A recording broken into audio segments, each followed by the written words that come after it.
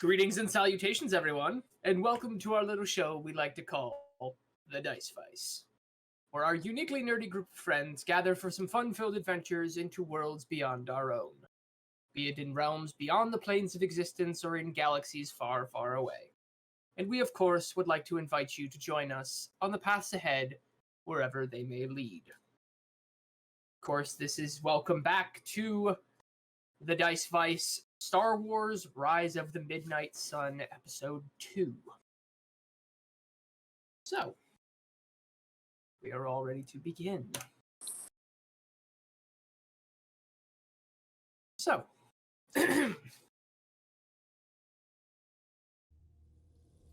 deep in the barren wastelands of Vandor, a snow-covered planet in the Mid-Rim, a band of shipwrecked survivors have banded together to better survive the dangerous threats to come.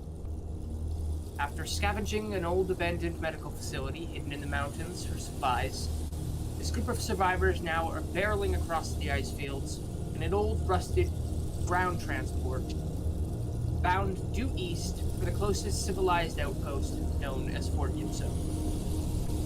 The AA-5 speeder truck shakes and creaks from within as the party races across the ice at a high rate of speed, unsure if the repairs they have made to the old cargo transport will hold out the journey ahead.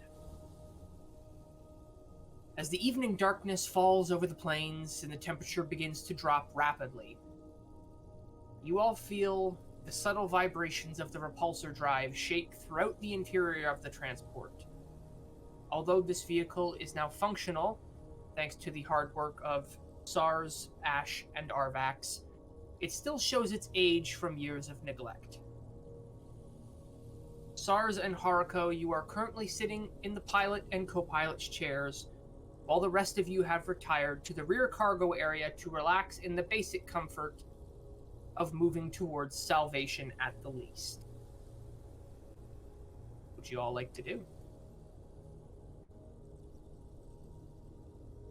I'll mostly be making sure there's no bad noises coming from the ship. At least bad noises that are too alarming. All right. Go ahead and make a average difficulty perception check as you are looking the vehicle over. And average is 2 purple, right? 2 purple. Okay. I want to pass on my advantage from last game because I remember. So you did indeed remember. So you can add 1 blue die to that check, Arvax. You got it. And perception. Ooh. Okay.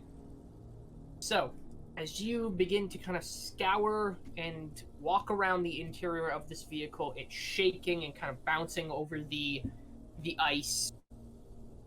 There seems to be some kind of an interference with inside the confines of your helmet and mask, and you are unable to discern whether the amount of static you begin to hear is from interference of the vehicle or the terrain you are traveling across, and you are unable to find any kind of coexisting sounds or creaks other than what is currently present. It's probably fine. However, you do have 1 advantage if you wish to pass that on to the next person. Yeah, absolutely. All right. So the next person that has a check to make, you have 1 blue die with your advantage. So, Arvax, as you are kind of wandering around the interior, you're checking where the power cell is, you're checking the interior panels and things of the vehicle that you guys had previously repaired. You don't seem to find anything that is throwing you off, and it's very difficult with the static in your helmet to be able to figure out what's going on. But what do the rest of you guys wish to do? Currently, SARS and Haruko, you guys are piloting this hunk of metal across the ice fields at a fairly high rate of speed. This thing is kind of maxed out at this point, and you guys are just skipping across the ice very quickly towards the east, where hopefully your destination will arrive. Yeah, keep steering it. Just keep steering the spaceship. Okay. Go ahead and make a average difficulty. You know what? Make it 1 difficulty, so 1 purple die. Piloting planetary check, and you have 1 extra blue die with this roll because you have the advantage from Arvax.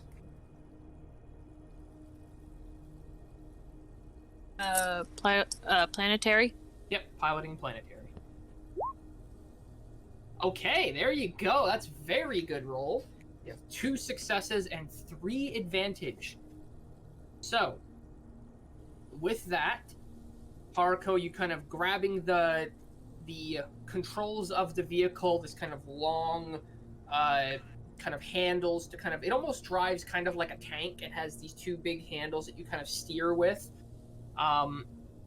You kind of grab a hold of the handles and you're kind of holding them steady, even though the vehicle is kind of bouncing and vibrating over the kind of chunks of ice and having to change altitude very slightly to be able to hover over the ice and be able to smoothly traverse this terrain.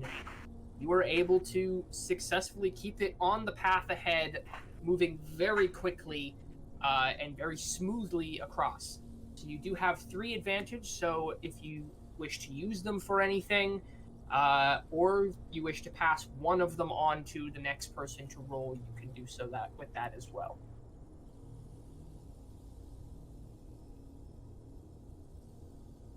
I will hold on to mine. Yep.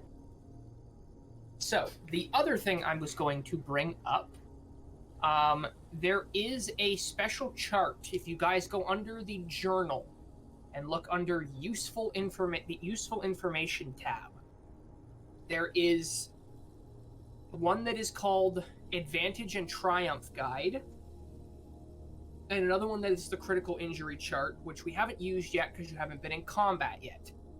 However, the Advantage and Triumph Guide, this is going to give you guys somewhat of a understanding, or a brief understanding, of what you guys could spend your advantage on if you do not wish to pass it on to the next person.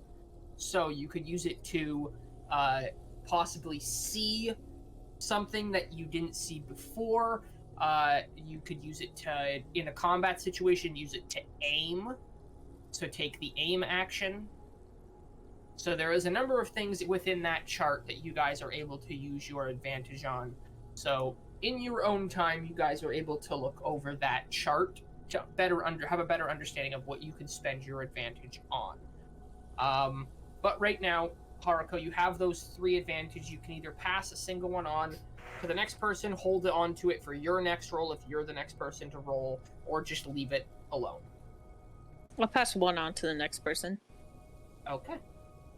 So, as you guys continue to skip across the ice, there are currently 3 of you in the back of the vessel and 2 up front.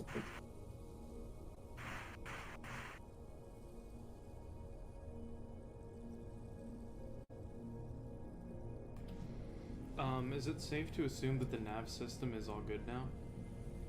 The navigation system that you are currently reading, it does seem to have a accurate reading of the terrain. The further and further you guys drive the vehicle, the further and further this system seems to come online and begin to map out the surrounding. Aola, you were also using from the previous game your mapping software within your visor. So yep. You are also scanning from within the vehicle for the surrounding area to try and better calculate where you're going.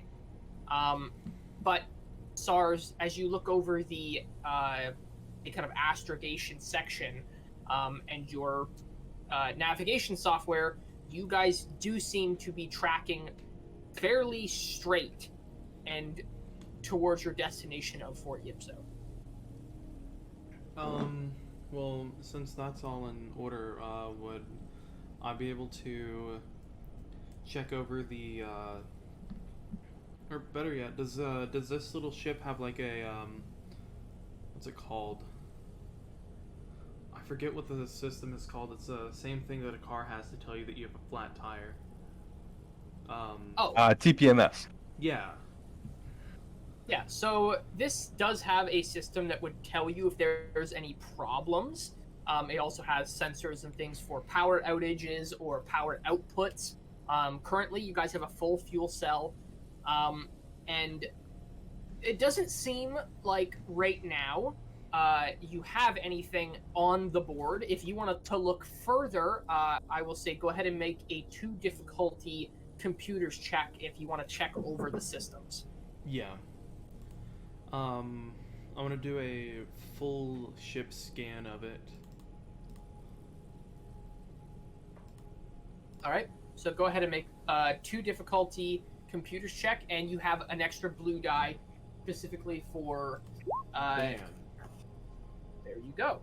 So, looking over the systems, you are currently having basically almost 100% power. It's roughly about 90% power output from the repulsor drive from the power cell itself. You don't have any malfunctions currently, and with your advantage and your success, you are unable to detect any kind of fault currently that are present.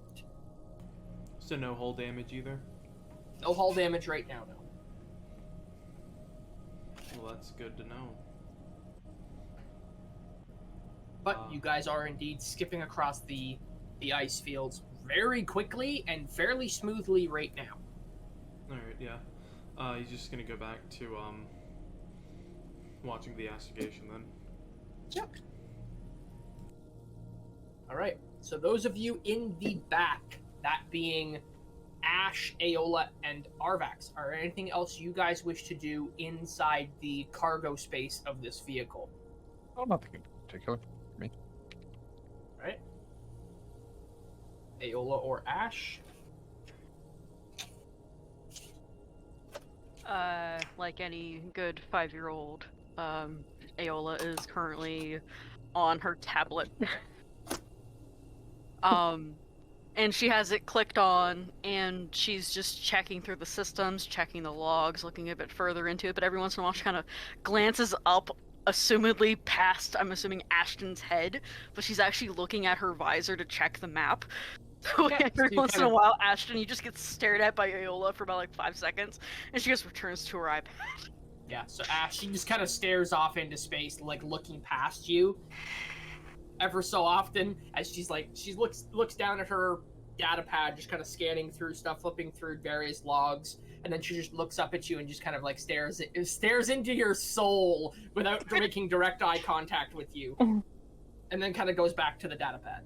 Like, once during the entire interaction of her eyes just consuming his soul, she's flips through the tablet. Is there a picture function on this? There is not. Dang it, can't take a selfie, alright. But yeah, no, she's just gonna keep going through tablets, see if she could find anything deeper about the medical location, why it was hidden, what different types of things were being researched, what diseases were being looked into. And she's also going to open up a new note section and start taking notes on everybody. So like listing what species they are, what gender, approximate height and weight. All right. Just So and then like transferring it to her headset so she has a personal log. all right. So as you kind of sit there and are tapping away at that, kind of typing stuff out, staring off into space, and then typing stuff out, kind of scanning around at your party, is there anything you wish to do, Ash? I'm just gonna be polishing my weapons and armor. All right. Are you Basic removing? maintenance. Are you No. removing said armor? No. No, these are still strangers. All right. So, as you are doing that, Arvax, you're kind of just sitting and chilling in one of the bucket seats. Yeah. After making your scans, and Aola, you typing away on your data pad, reading logs. Go ahead and make a computers check, Aola. Average difficulty. Alrighty. I don't get any of those fun little bonuses, do I? That depends if Sarge wants to pass one of the advantage on to you. Yes. Cool. You get one blue die. Okay, so computers check. 2 difficulty, 1 blue. Awesome. And Habib. Yeah! Simple success. All right. So, as you are panning through the large amount of logs and various kinds of kind of medical journals, you begin to come across a lot of information on some of the experiments that were going on during and at this facility. So there is one that comes up that is in fairly kind of gruesome detail. Nice. It's known as Rakghoul Plague. So I will type that out. You have the name. It'll be in squad chat.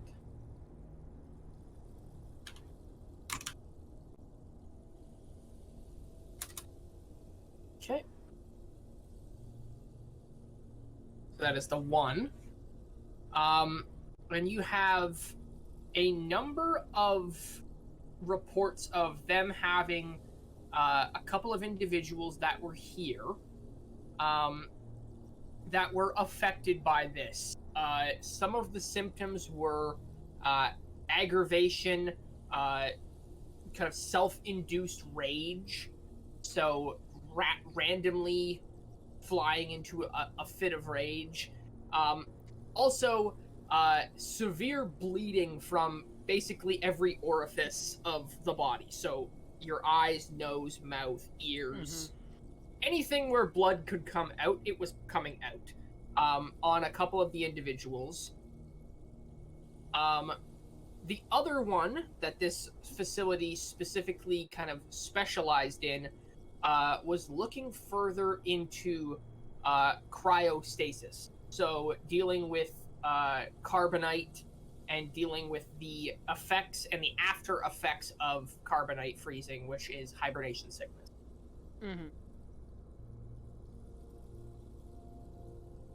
I'm going to look into both of those, but for no reason whatsoever, as far as anyone knows, she starts smiling when reading into the symptoms of Rakghoul Plague. Yep. He is looking into all of. You don't have to say it because of someone here, because I know she doesn't like gory stuff. But Ayla's gonna read into everything with a big grin on her face. All right. And then she's gonna look up she's gonna read the cryogenic stuff afterwards. All right. Well, as you guys are flying across and making good time, the rest of you guys kind of preoccupied in the back of the cargo area. I would like both SARS and Haruko. I need both of you guys to make average difficulty perception checks. So 2 difficulty perception checks. You got it, gamer. I 2 advantage. No. Because can't. you can only pass one on and you don't get to keep the other ones. Oh, I just get flat nothing. You do a job. Yeah, I saw that and I'm like, wait, why isn't there anything below it? Not good, not bad. You Haruko did just the same. Haruko did the same thing. They both canceled. Hey, what'd you have to eat today? Rakghoul. Aola slowly turns her head from the back with a grin on her face. So, both of you guys are preoccupied with your current situation, and surprisingly, roll diddly squat. So both of you are basically staring straight ahead as you are flipping across the ice fields. I will say, after a little while, you guys could retry and roll this. But as of right now, you guys are pretty preoccupied for the next couple of hours as you guys are just skipping across the ice fields. Yeah, so I was just chilling. He's looking at the map. You know when you like have your dad in the front seat and your mom driving, and it's just your dad going, no, no, no, you turn left here. No, left here. No, you missed the turn. You missed the turn. That's what SARS is doing right now. All right. So, Haruko, how do you react to this? Like, he's saying that to her. Backseat Oh, driver. he's literally just he's borderline backseat driving because he's not used to anyone else flying a ship unless he's specifically taking another transport, like a public, like the intergalactic transport or whatever. He's used to Like- driving.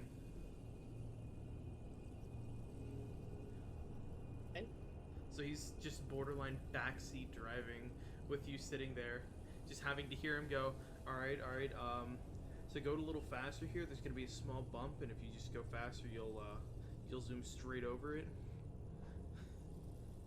She's gonna slowly turn over, like, look at you dead in the eyes, or wherever she can see your eyes. I will fucking let go of this if you don't shut the fuck up.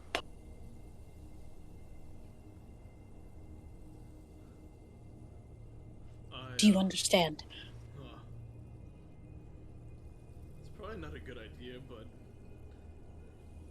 I mean, if you really want to. Do you know how to read a map? I mean, I would know how to read one.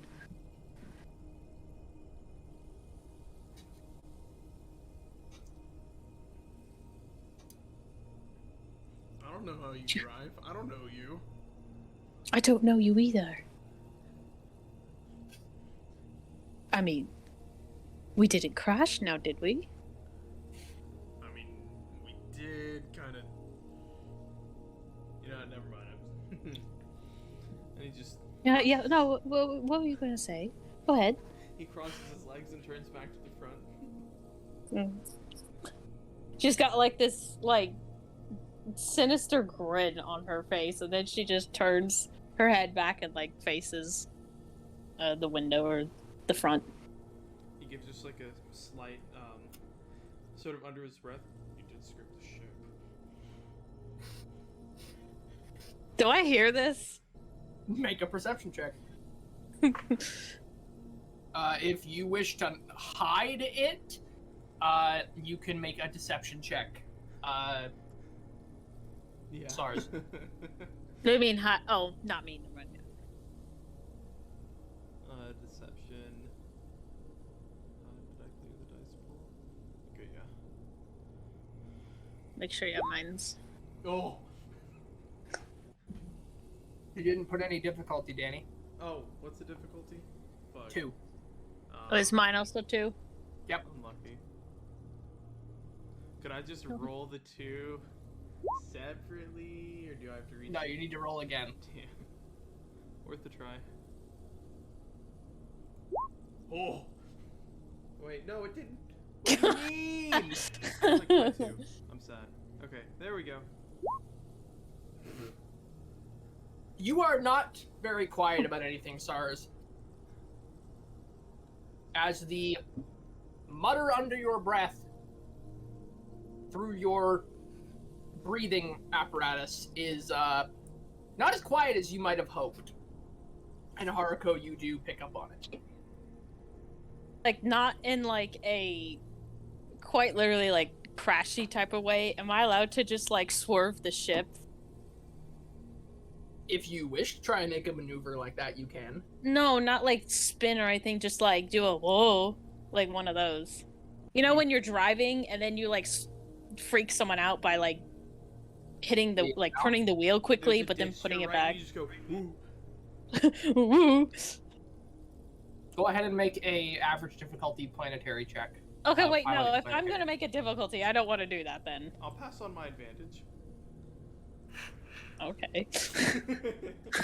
It is, No, I less, don't- it is less of the fact that you are making a check to make a swerve. It's more of the fact of this is an old hunker. Like, this hunk of junk you're not sure if it's going to hold up to you making the sudden swerving movement. So this is to determine whether the ship is going to hold up or not. No. I just want to do that to be funny, quite not literally make the whole thing spin. Well, it won't be a spin, it'll just be a swerve, but this check will determine whether or not the ship holds itself together. No. So you don't want to? No. Coward. Damn, I was gonna say Astros. Alright. So, continuing to barrel forward, go ahead and both drivers, so both pilot and co-pilot, go ahead and make that perception check again.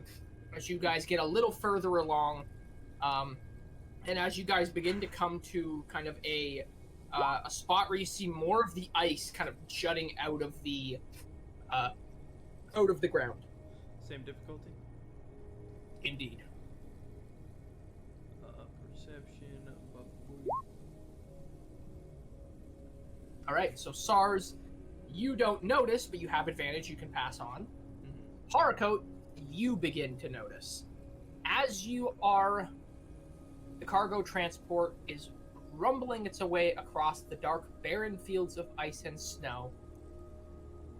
After having this kind of head-butting conversation with your co-pilot, SARS, you gaze out the front visor shield and look to the north, kind of scanning across the horizon, and you notice that the snow is kind of blowing a little bit. There's a little bit of a wind, and as you look across, you notice something near, probably roughly 60 feet off to the left-hand side of the ship.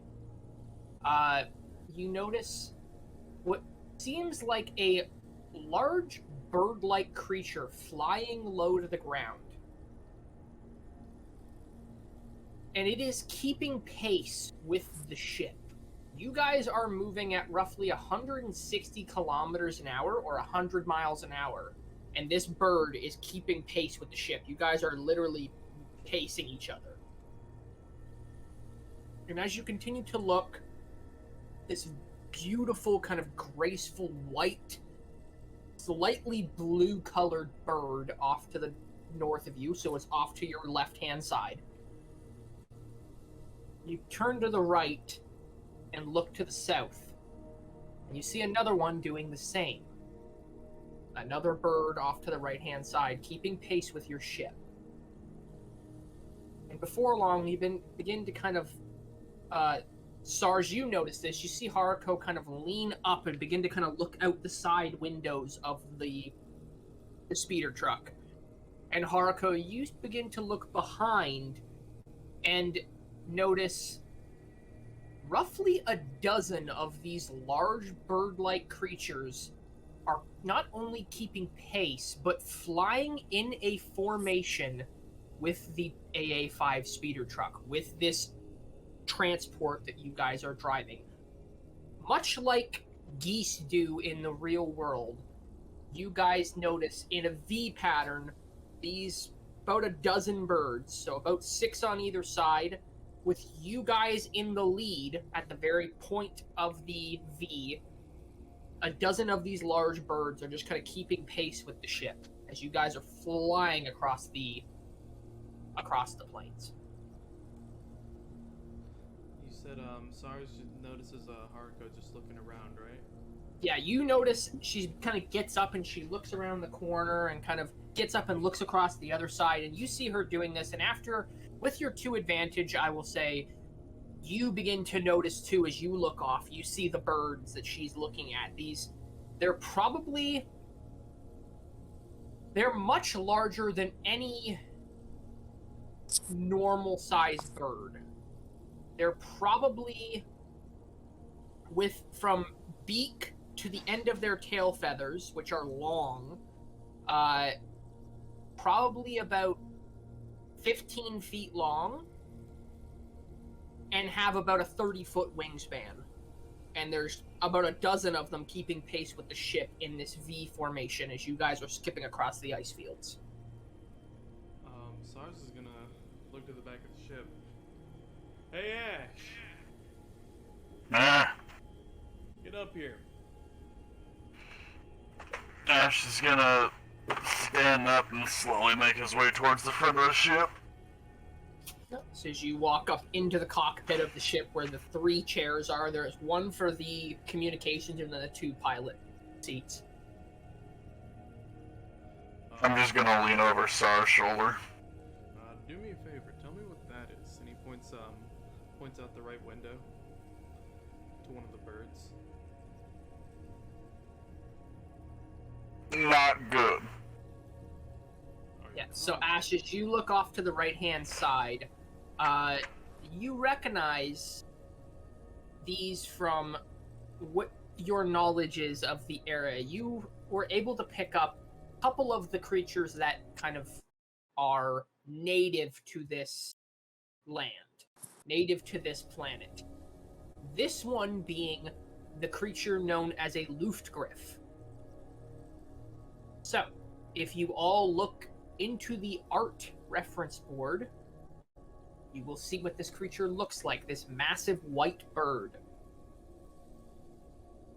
Now, Ash, you have the most knowledge of these as you are a big game hunter. These are a large white predatory-like creature, predatory bird-like creature known to fly the ice fields of Vandor. They usually nest high in the mountains, and you would know they come down into the ice fields in the evening to hunt upon the wastelands for rodents or the occasional unlucky wanderer.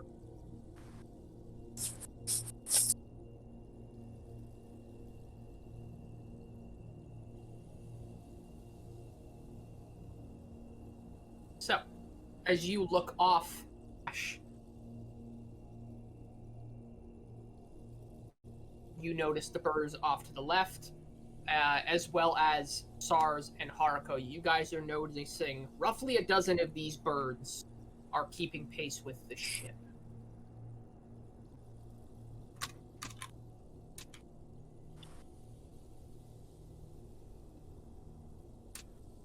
Ooh. There a chance we can go maybe faster?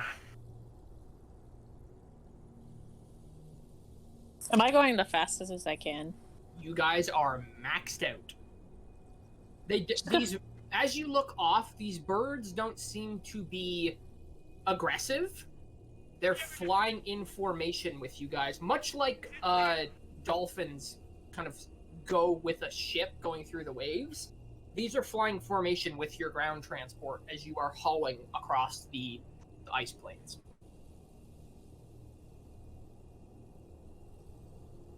That's kind of what I'm worried about.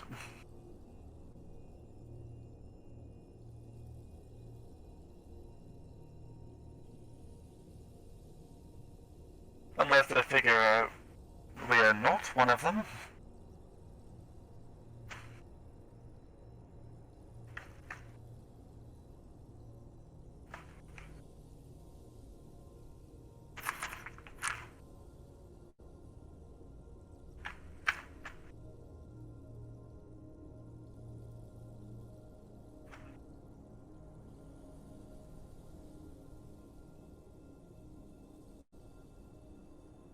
Okay, you two do that. I'm going to go make sure the 2 in the back have some sense of weaponry and hope we don't die. Okay?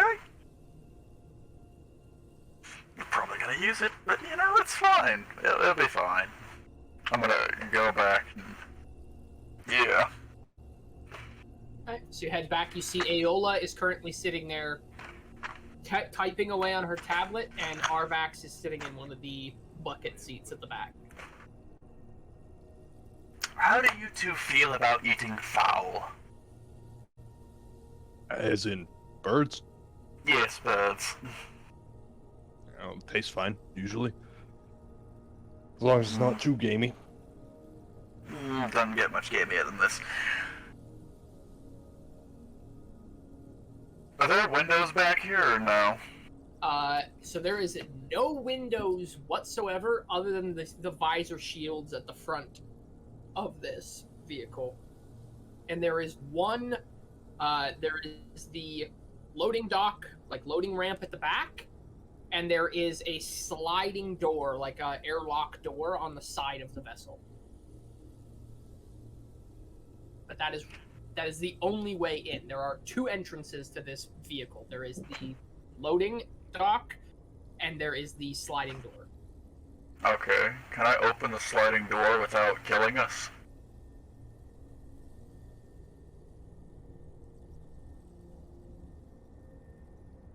What was that?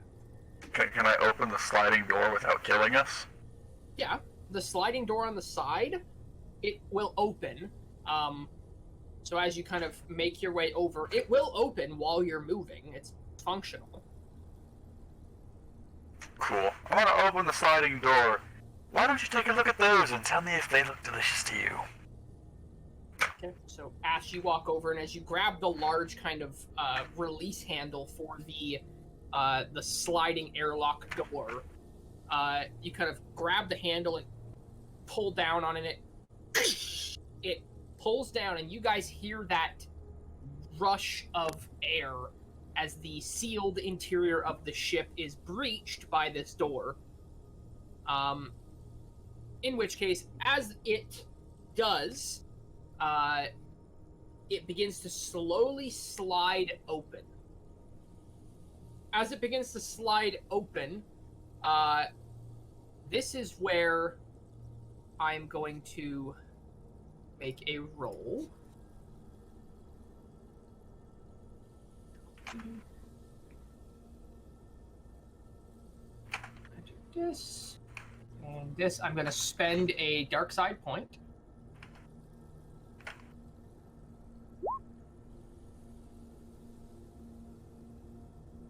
I'm going to make a dark side point, and I am going to make a vigilance check.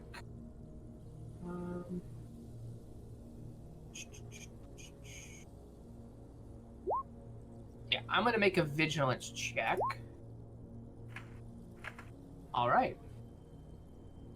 So, I'm gonna spend that advantage on, as the door opens, and using that dark side point, the large airlock door on the side of this AA-5 speeder truck, this very old rusted vessel, opens and falls off of the speeder truck, and all of a sudden it just and hits the ground and flips off into the ice field, leaving a giant hole in the side of your speeder. Did we all just see this?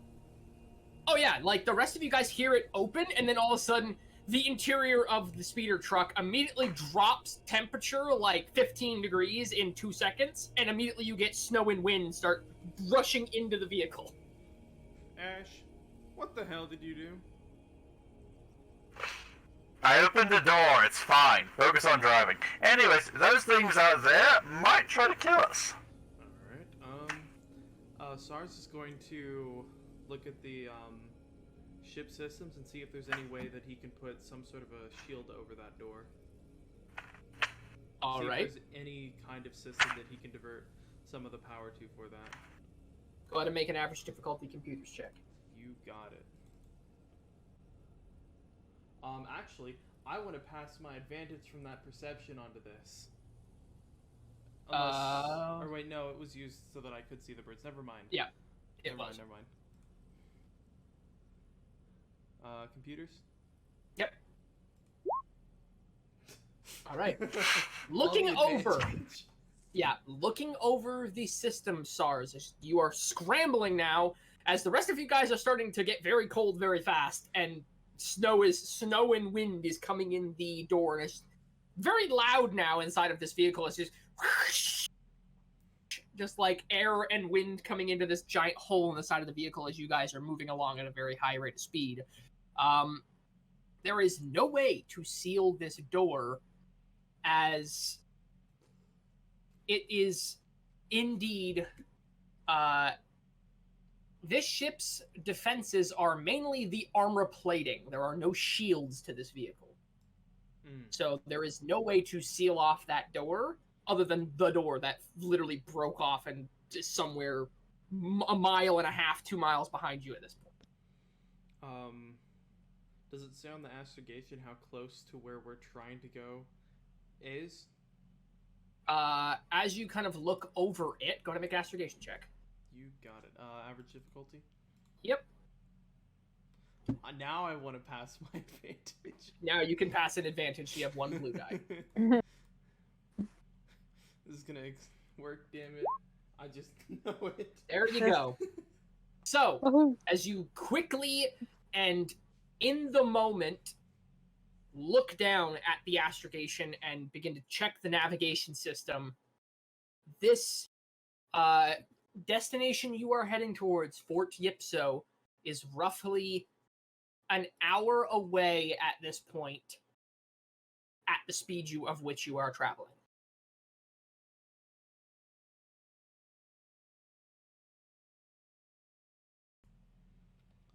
Alright. Way I see it, we have two options. Ash, you're gonna be shooting at these things regardless, if they even get near us. Otherwise, we have to suffer the cold for about an hour. And he's yelling this into the back, so that Haruko and the three in the back can hear. There's no way we can like seal off this area of the ship and just all move up to the cockpit or something? There is a door that you could seal the cockpit off. It's All going right, to be let's all move up there. it's going to be very cramped in the cockpit. It'll be warm at least. I'm happy to stay in the back. I've got a sealed suit. I'm happy with you staying back here after opening that door. I'm freezing now. All I'm saying is look at the birds. There's one seat up here, and a little bit of spare room. I'll stay back here with Ash. She's finally just realizing, oh shit, I need to stop reading my tablet. This entire time she's just been staring at it. She shoves it back in her bag after turning it off, and pulls out her pistol, essentially what it is. I'll stay back here, I'll help Ash shoot, looks at Arvex, Arvex, save the food. Just points at where she's copied it. Mm-hmm. I'll make sure to grab that before I leave for the cockpit. So I was just gonna reach into his bag and or was it him or Ash that got the coat from Aola? Oh, Aola has a cloak of fur that's. Okay. She is now like tying down with one of the spare ribbons that she has around her neck. Then he's gonna shout back, "Hey medic, there's Hey, a hola. rifle back there too. Use it. It's mine. I'm putting my gun away and taking the rifle. Make Okay. sure you don't lose it, or you owe me 1,000." Okay. I have a giant gun now. You do indeed. Oh. All And right, she's like so- holding it. She's like positioning it right on her arm so that she can just lift and shoot if she needs to. So as you guys are kind of sitting back there, those of you with weapons, so Aola and Ash, you guys arming yourselves, getting ready just in case, the rest of you guys piling into the cockpit and sealing the blast door behind you to be able to block the cockpit off. As the door seals, those of you in the cockpit are now not warm per se, but you guys are warmer than you were, and there's no more loud rushing wind. From the giant hole in the side of the speeder truck. However, those of you behind continue to just kind of watch out the left side of the vehicle to the north and just watch these birds just kind of sitting there, gliding along, flapping occasionally, and just kind of keeping pace with you guys. Occasionally, one will kind of look over with one of the one side and just kind of look over at you guys and watch and see both of you sitting there. But they don't seem to be aggressive. They don't seem to be in an attack formation to come after you. They're just kind of gliding along, and probably for roughly another half an hour or so, You guys just sit and watch as these birds just kind of sit there and glide along. However, oh, sorry. those of you in the cockpit,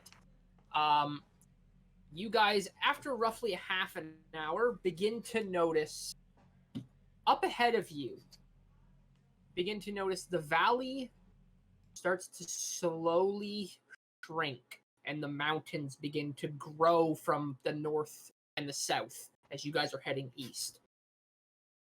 And as you guys slowly get closer to this valley, you watch from the cockpit, and those of you in the back watch these kind of large, graceful birds just kind of slowly begin to break formation and take off and begin to slowly pull up and begin to spin off and head in a different direction, kind of turning back around to go back towards the ice fields as you guys continue barreling towards the valley ahead of you.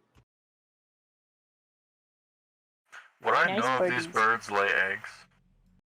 And or where these eggs would be? They do. They are nesting birds, and they normally nest high in the mountains. So well above sea level and high up in the mountains where it's very cold. Okay. Sarv's is going to, in the cockpit, look over to Arvex. You know how to work a comm system? Yeah, I can probably figure it out. Alright, let them know we're about 30 minutes out, and if they want to come up here, they're welcome. All right, I'll head on over to where I assume the microphone is. Hey, we're about 30 minutes out here. You guys, I don't think these birds are doing anything too sketchy. If you want to make your way back up here, it's a little warmer up here.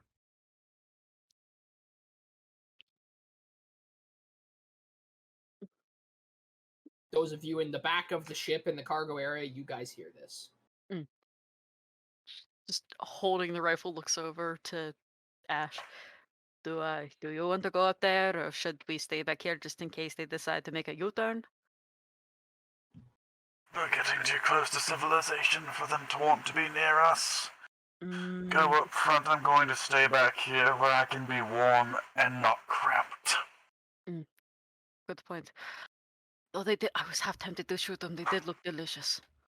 I would have That was preferred one of their wonderful. fertilized eggs. Okay, you do you. Not for food. Oh, I mean, the egg would make a very nice omelet. It'd make a better riding mount. Yeah, I'd prefer the omelet. And she just sets down the rifle and heads up. All right, so you head up through the door that opens up, allowing you to step into the cockpit. She just gives a big sniffle and quickly snuggles into the penguin group that's up there. All right, so you It guys is kind very of cram cold your, back there. you guys kind of cram yourself into the cockpit. Ash, you staying behind in the cargo area. So, as you are doing so, I would like Haruko and SARS, as this valley closes in and becomes very narrow. I need both of you guys, either individually or one of you with an advantage, to make a 3 difficulty 2 setback piloting planetary check. So that would be 3 purple, 2 black. Let me check my piloting. I was like, do the advantage. I'm gonna gonna get pass on my sniped. advantage. Okay, so Oh. you can pass the advantage, so you get an extra blue die. Wait, hold on. And so if I pass the advantage and give my advantage to Haruko, that would be 2 advantage plus to the roll. No. So it would be, you can only give 1 advantage, so 1 blue die, The other option you have, if you guys are currently have 3 light side points, if you want to use a light side point, if Haruko is the one making the check, she can upgrade one of her green die to a yellow. I mean, how do you want to do this? Because my planetary only have 3 green. I have a yellow and a green. See, that's better. Well, it wouldn't be, because if you were to use the destiny point, use the light side point, you would get, Haruko, you would have 2 green and 1 yellow. Okay. It upgrades one of your green to a yellow. That's nice. I think we give it to you with the light side point and advantage. Okay. So, Haruko, if doing that, you are going to go ahead and click under Destiny Pool, click Use Light Side Point. Okay. And click that. So Okay. that we'll switch it. Now go up and add a blue die, and then your 3 purple, and the 2 black. Okay. After you do that, then go down and click the roll for the piloting planetary.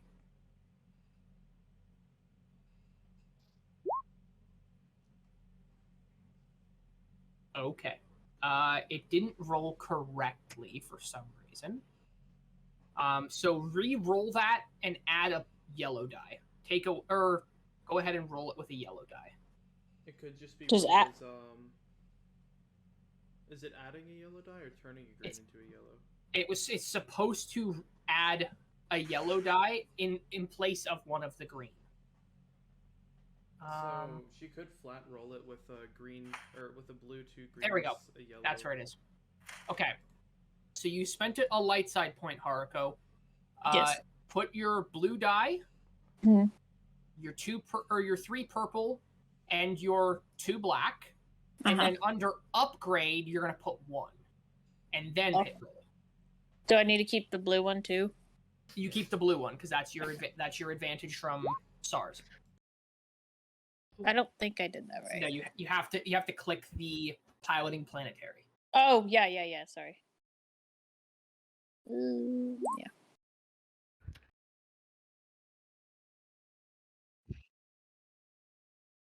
I don't know how to do this. You can upgrade on the right side instead of the left. The left side is our side. Yeah, left side. Oh. We'll Sorry, get guys. You guys, you're good. We're gonna get it I don't eventually. like this dicing system. I don't like it. It's strange, yeah. Well, after all that didn't work out. Okay. All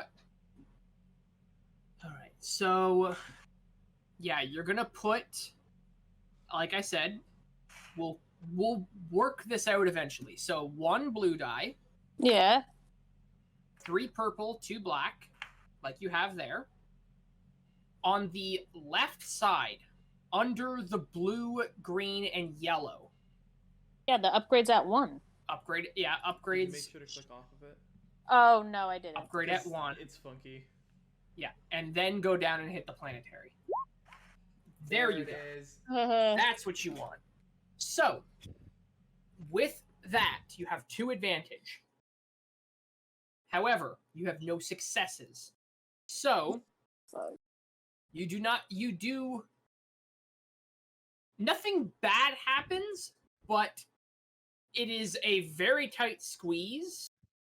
And SARS, I will give you a chance at this point to try and make a check to basically jump in and try and take the controls on your side, the co-pilot controls, to try and navigate very quickly before something bad happens and before you crash. Because Haruko didn't crash it, but it is she has the 2 advantage. What would be the difficulty?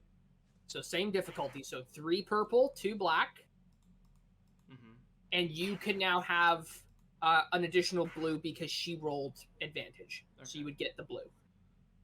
Alright, planetary? Yep. We take it. There you go. There you guys go. That is what you want to do right there. So Haruko, as you gun the throttles and start to go towards the narrowing of this valley, and you're getting ready to begin to maneuver,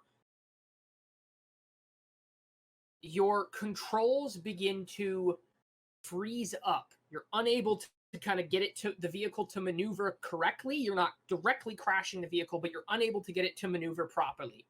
SARS, you notice the struggle as she's pulling on the handle and the vehicle's not moving. Grabbing the handles yourself on your side of the vehicle, begin to pull the handle and very accurately begin to weave through this very tight valley, this snow ice covered valley, as you guys barrel forward and successfully are now pushing through the valley without scraping or crashing the speeder truck into the rocks. So, that was actually a very good roll. That was very, very clutch That there. was lucky. Yeah, that was a very lucky clutch.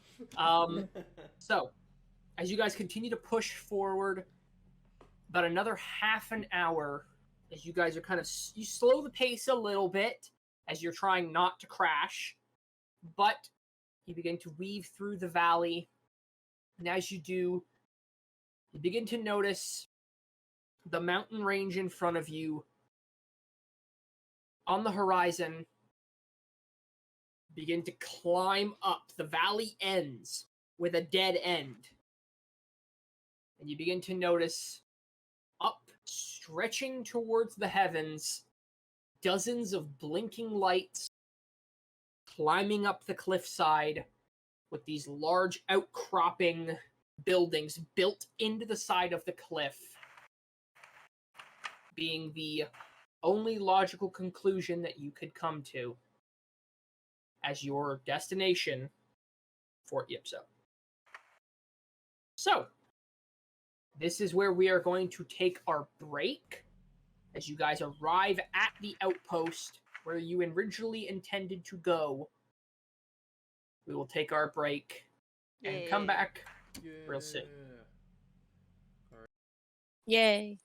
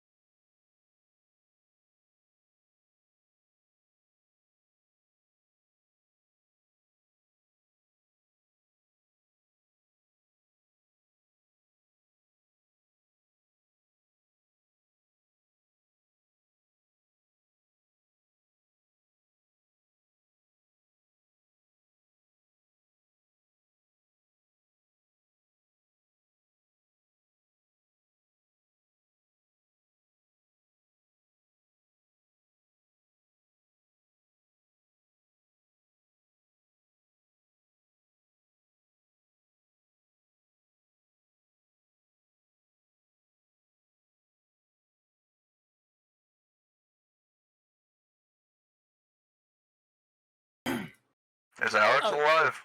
Here. Yep. Alex is up here. He's always here. We're good now. Let's go.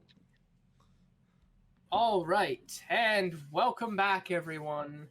After our little break, we are returning once again to Star Wars Rise of the Midnight Sun. So, after all of you guys have traversed the ice fields and encountered the creatures known as the Luftgriff, you guys have successfully made it to the bottom of the cliffs that house the civilized outpost known as Fort Ypso. So, as you guys are parking your craft below the city and the everything sitting and resting above you, what do you guys all wish to do?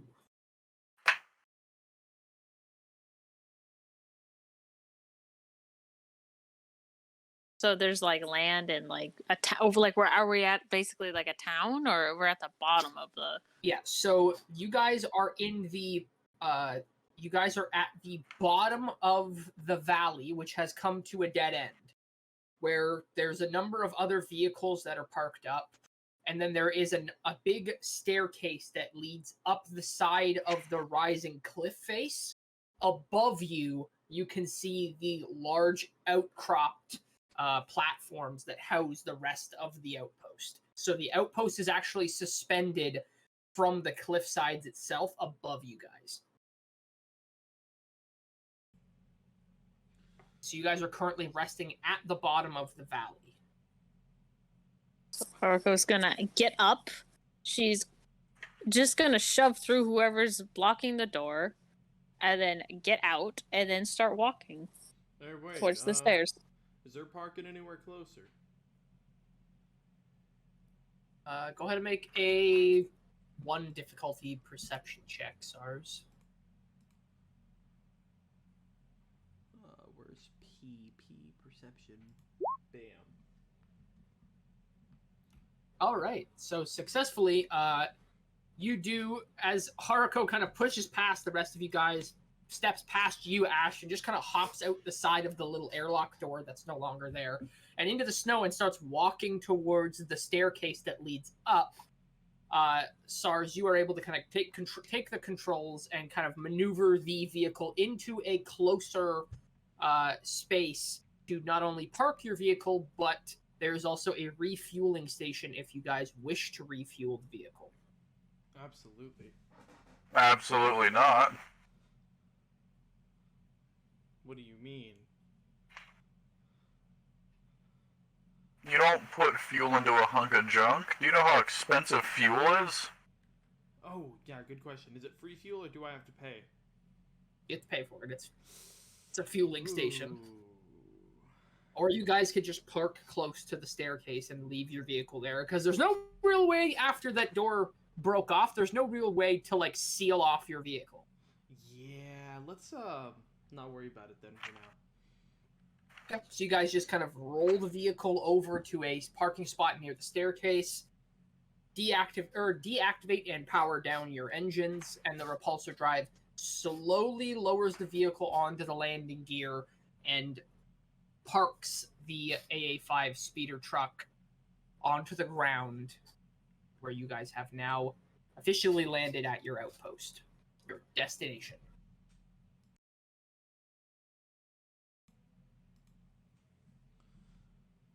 So we're ahead of Haruko now, right? Haruko is actually at the edge of the stairs. You guys have taken a couple seconds to actually like maneuver the vehicle into a spot where you could park. So Haruko is at the edge of the stairs, about to start heading up the staircase. Gotcha. So the rest of you guys still in the vehicle. The vehicle's now powered down and is sufficiently parked. Haruko, you start heading up the staircase towards the outpost above you. Yes. Okay. What are the rest of you guys doing within the vehicle? Before we leave, Aeola's gonna go over to Arvax. Artifacts. If you don't want to be holding on to all those rations, I can hold them in my bag. She opens the bag for you to plop them in. Sure. I'll start pulling them out of random parts of my coat and slap as many as I can find into the bag. There are probably I'll a few organize. stuck somewhere or other, but Okay, Yeah. so from what I organize them remember, in a you bag. guys, from what I remember, you guys had roughly about 15 of them. Yeah.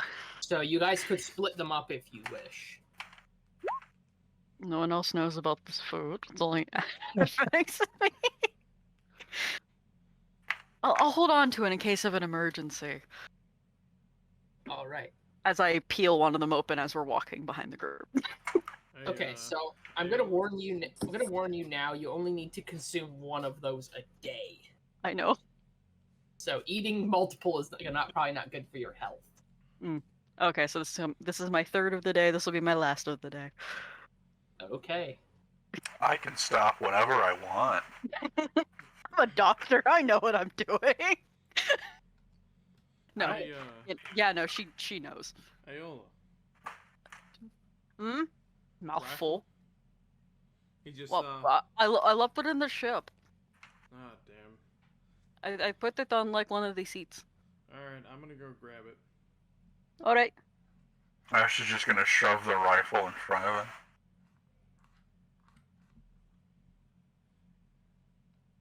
All right. Wait. So Ash, you hand him his rifle. Mm-hmm. Okay. So you reach over, grab it, and kind of hand it to him. Oh, thanks, buddy. Die in a fire. You already tried that. It didn't work.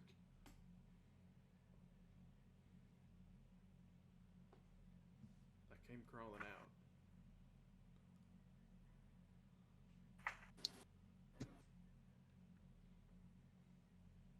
Where's the horny woman going? Warmth.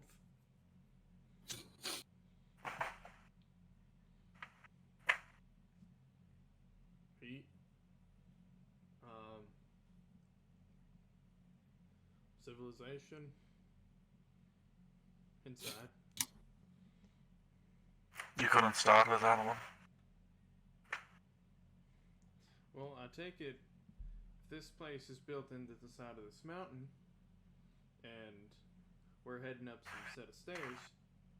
It's probably inside. Ash is gonna turn to the other two that are still there. Do you mind if I kill him yet?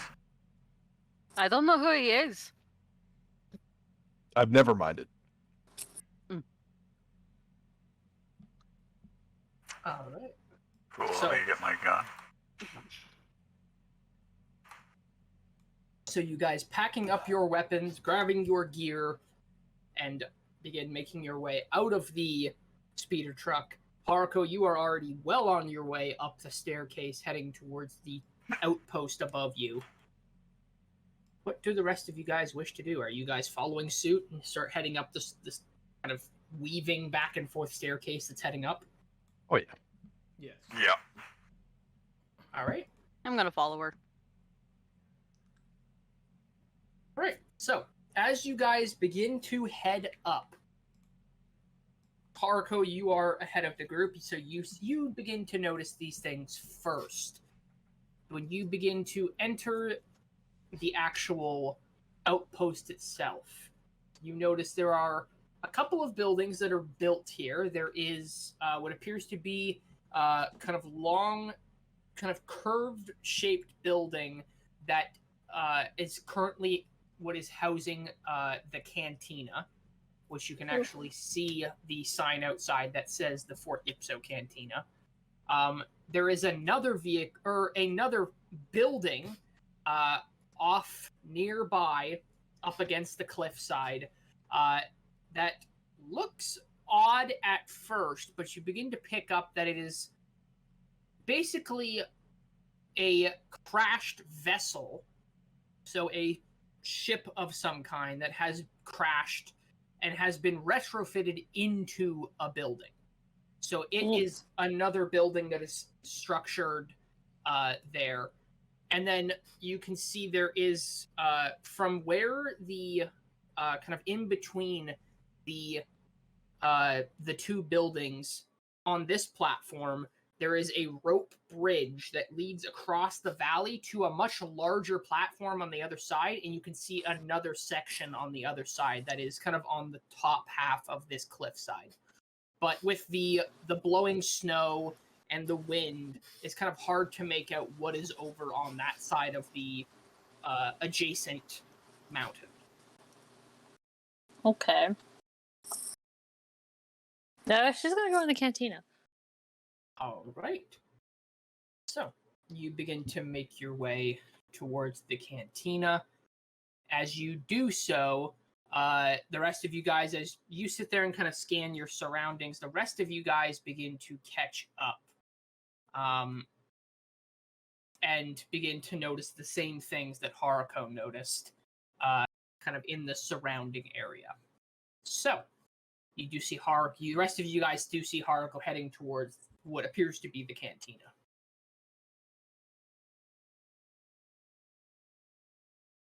Haruko! She just keeps walking. Haruko! Pretty lady! Horny woman, we shared a ship with you. She's gonna stop.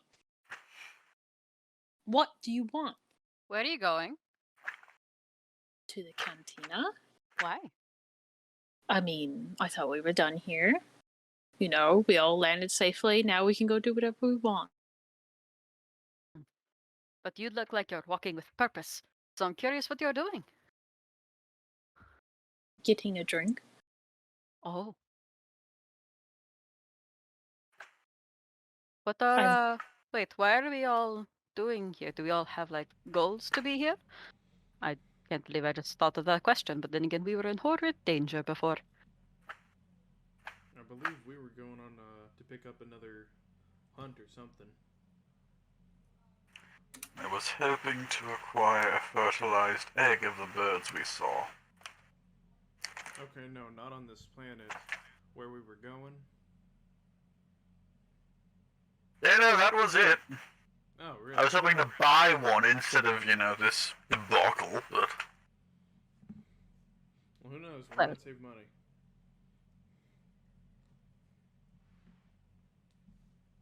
Well, good news on finding the egg then. At least we saw a few on the way here, so we know the general direction of where to find some. Till you all get sealed suits, it'll be just me climbing the mountain, and I'm not going alone. Fair enough. Yeah, and the best time to go is, well, no, you would know that. There's not a good time to go. We're fucked either way. Best time to go is when they're hunting, and to have a... what's an easy way to put this? To have Bait. a ship that flies off-planet. Like a spaceship. Yes. No, like a ground ship that just magically goes into the air. I mean, that can be most ships, you just have to angle it upward. Anyway, Haruko, what are you doing here? So, like, do you have a job or something? Same for you, Arvex. Oh, I am. Well, I'm gonna be honest. It's a little private. Understandable. He's searching for a mate, understood. Oh, spicy. I mean, always, but Oh. Haruko? I would agree. Mine's also secret. That makes So- sense. Any job title I can put on the two of you? In case I don't remember your name. Wait, one more time, repeat that. I did not understand. Any job title I can put on you? Like, this one, he points to Aola. Aola's the medic. Ash How did you here- figure that out? Just a lucky guess. He just looks at your little, the visor, whatever. The button on my You know, forehead. Plus sign, asking our heights, or what Mm. race we are, Good point. checking all the dead bodies. In all fairness, we checked the dead bodies. Okay, but for different reason. We didn't touch their wrist.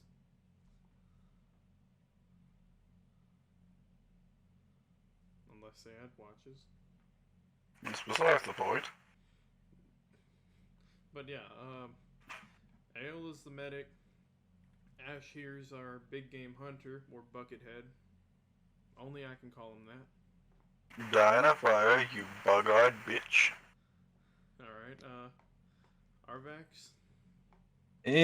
Well, yeah, I guess I am more of like the talker. I'm not the greatest at the combat sort of things, you know. I could shoot things occasionally. I'll do some little tricks with a blaster or something, but So, smuggler of sorts? yeah. What's At one point. What's a legal way of putting that? A trader, yeah. Yeah. I like that. You're the trader. Not traitor, trader. Alright, and Haruko? I'm a bounty hunter. Ooh. Alright, bounty hunter, trader, medic, bucket. Got it.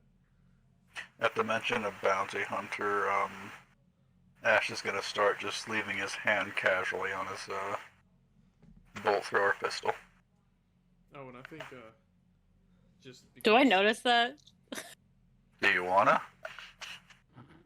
Are you Are you trying to hide Are you it? being? Are you trying to hide it and be subtle about it, or are you just doing it out in the open?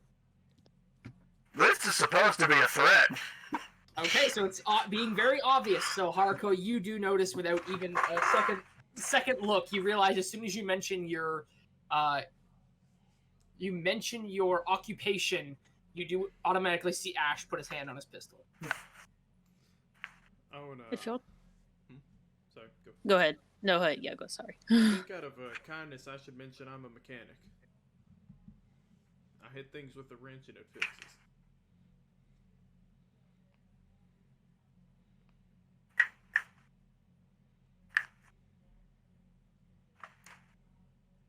Well, ain't this the useful little group that we have?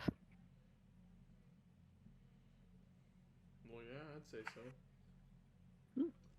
Have someone for almost every single position. Quite lucky. What are we missing? Probably a techie. No, that's me. A Oh, vehicle. You also work with, like, hackings and stuff? I mean, you watched me do it. Oh, good point. I thought you said mechanic. I kind of just assumed it's more physical things, not so computer things. A little bit of both. Depends on what we're talking about. Fair enough. Oh, which reminds me. And she's gonna tap the side of her visor to finish the tracking mechanic. Yep. Am I able to save that? It automatically saves to your Wonderful. Good, good. computer. Alright, so the medical bay that is off in the snow, it is now saved in here, so we can give it over to the authorities if we wish, so that they can go check it out. Awesome. So are you guys heading inside of the cantina?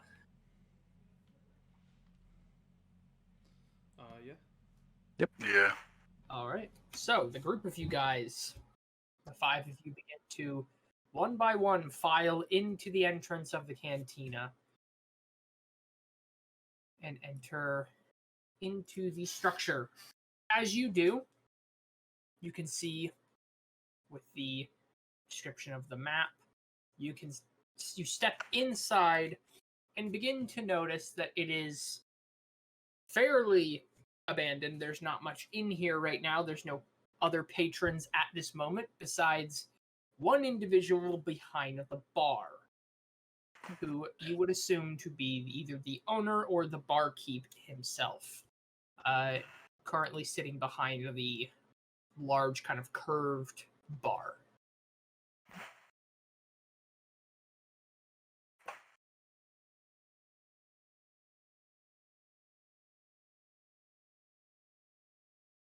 So, as you guys all begin to kind of file inside, It's fairly silent on the inside, so your presence is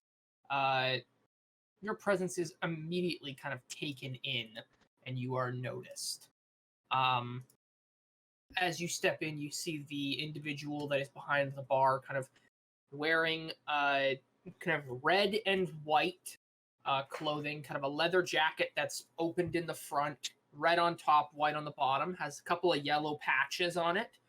A set of red leather kind of pants, knee-high leather boots, and kind of a large kind of belt with a bunch of parts and pouches and stuff dangling from it. He appears to be a human, has kind of a pencil mustache, has kind of shorter, kind of slicked back black hair. He's a little older, probably in his 40s. Kind of sees you guys enter and immediately kind of begins to speak up. Ah, patrons, it has been a while. Oh, please, come in, come in. Howdy. Well, come in from the cold, my friends. It is very, very chilly outside. The storm seems to be blowing in. Absolutely. And Aeola's gonna run in. So as you guys kind of step inside of the bar, you can see the individual behind the bar. So, what can I get all of you? Please, anything you wish. We have many things to warm you up. I think, you first. Just a bottle of something. I'll, whatever he gets me, I'll take and slide in my bag for later. Would you like something domestic or Let's go domestic. I haven't had anything from this area in a while. Very well. You see, he kind of turns around and he grabs this kind of dark brown bottle with a big white label across the front. And as he kind of puts it on the counter and kind of slides it across to you, you can see the liquid on the inside almost constantly has a bubble to it. Almost looks like it's constantly boiling. Ah, my favorite. Don't drink all the spice brew at once. It will get to your head. Yeah. SARS, at the sound of that word, raises his hand. Me too. I'll take 2 of them. Right, we have many options. This is the domestic spice brew. We could make you a cocktail. We do have many exotic liquors as well.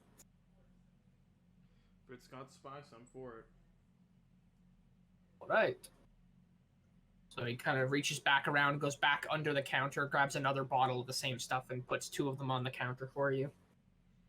Thank you kindly. Those are 5 credits apiece. Not a problem. He's gonna get 5 credits out and, or he'll pay for his in our backs. So 15 credits. Yeah. All right, up front with things. They like that. And kind of puts them down, takes the credits. And, for you, kind of looks across at you, Aeola. Just some warm water would be nice. I don't really do alcohol very well. Very well, I can make you something, non-alcoholic. Yes, please, something warm. I do not hold liquor very well. Very well. Excuse me. You see him kind of turn around and he starts going over while the rest of you guys are kind of filing in. You guys are able to sit at the bar if you wish. You can go sit at one of the tables or one of the booths. You kind of sit for a moment, Aeola, and a couple minutes later, you see him making something. He's kind of brewing something, and he's got a strainer, and he's kind of going through a process, and he kind of brings back this this taller, kind of twisted, clear glass. This kind of taller, twisted glass that has this this kind of steaming, like kind of almost like golden brown colored liquid on the inside, and it seems to have some kind of like a foam on the top of it. I smell it.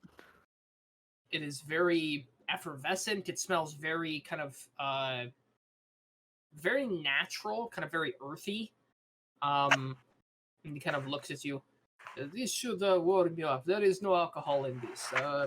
It's a Mugan tea. She's gonna take a sip of it.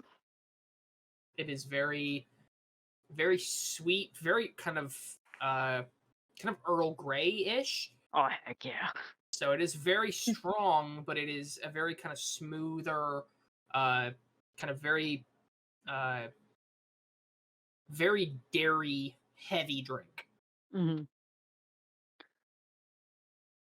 All right, that would be 7 credits, please. Understandable. I'm gonna first time digging into the money. Where do I find that again? In bio. 7 credits? Yep. Okay, I'm gonna hand it over. Thank you very much. And he kind of takes the drink and kind of scoops it into his pouch. And what can I get for you? Kind of looks across to you, Haruko. Oh, wait. Okay, sorry. I had to go to the bathroom. Yep. Um, Would you like, is. Oh, sorry. would you like Bless you. something domestic, something exotic? Mm. You The have tea something, is really good. you have something strong. Not Maybe. pass out strong, but like Would it will you- punch you in the face. We have many things that are stronger. Would you like domestic or would you like exotic? Exotic a little more expensive, but will give you more of a kick. Do domestic, because I have to walk. Fair enough. So we have something here we call a sonic servo driver. Is that something you would like? Sure. All right. He begins to kind of turn around and starts pulling bottles out and pouring shots and starts going to town. He pulls out roughly 3 different alcohols and starts mixing it into this glass. Kind of comes back after a few moments and kind of slides this shorter glass with ice in it and kind of has this kind of dark reddish, kind of reddish orange liquid on the inside. There you go. Thank you. That will be 7 credits, please. Okay, hold on. Let me count. 2, 3. Alright, there you go. Thank you very much. He kind of takes it.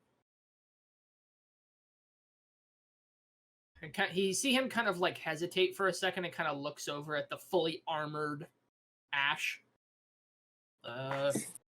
And for you? Nothing, thank you. Yourself. Well, Could I inquire a bit of knowledge, perhaps? you can indeed. Well, I would like to inquire something of you as well. all right. I'll let Well- you self go first. Indeed. We don't get many travelers in these parts. Where did you come from?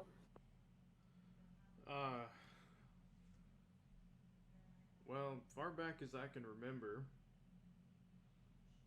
moved off a Doran when I was little, and then came from the Outer Rim when he found me. And he points to Ash. I am not looking for your family history. I'm looking for why all of you have shown up in Fort Ypso. Like I said, this part of the world we do not see very many. The ship we were on crashed. We were on a transport ship. Where was it again? Or where was it heading? Was it not heading here? No, I don't think so. Well, I have no clue then. Ash?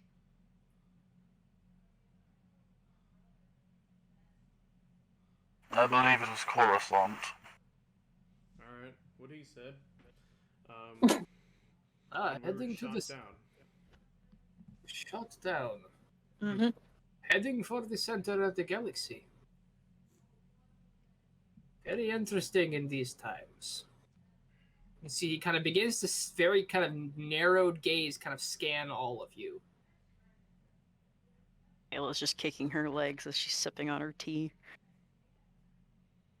She's just giving a dirty look. Oh, I hate this. Don't Oh, worry, God. you'll get used to being an ass. I Don't don't worry. like it. Oh God. It'll feel good in a few more episodes, so to speak. Ash's helmet's still facing Haruko and his hand's still on his pistol. Is he making this noticeable? He never stopped! Unless the barman's gonna say something, she'll say something. So you are heading for the center of the galaxy. You are shot down and crash land on this desolate wasteland. Yep. Pretty much. We found some big chickens. They're blue. They kind of followed us here, but They look well, they delicious. turned around, but they followed us till they made it here. The large birds. Yeah. Yes, the Luftgriff. They nest not far from here. They are harmless unless provoked. This is purely hypothetical. Say we had a spaceship of sorts and were able to make it up to one of them nests while they're on a hunting trip. What's the likelihood of grabbing an egg? Or two?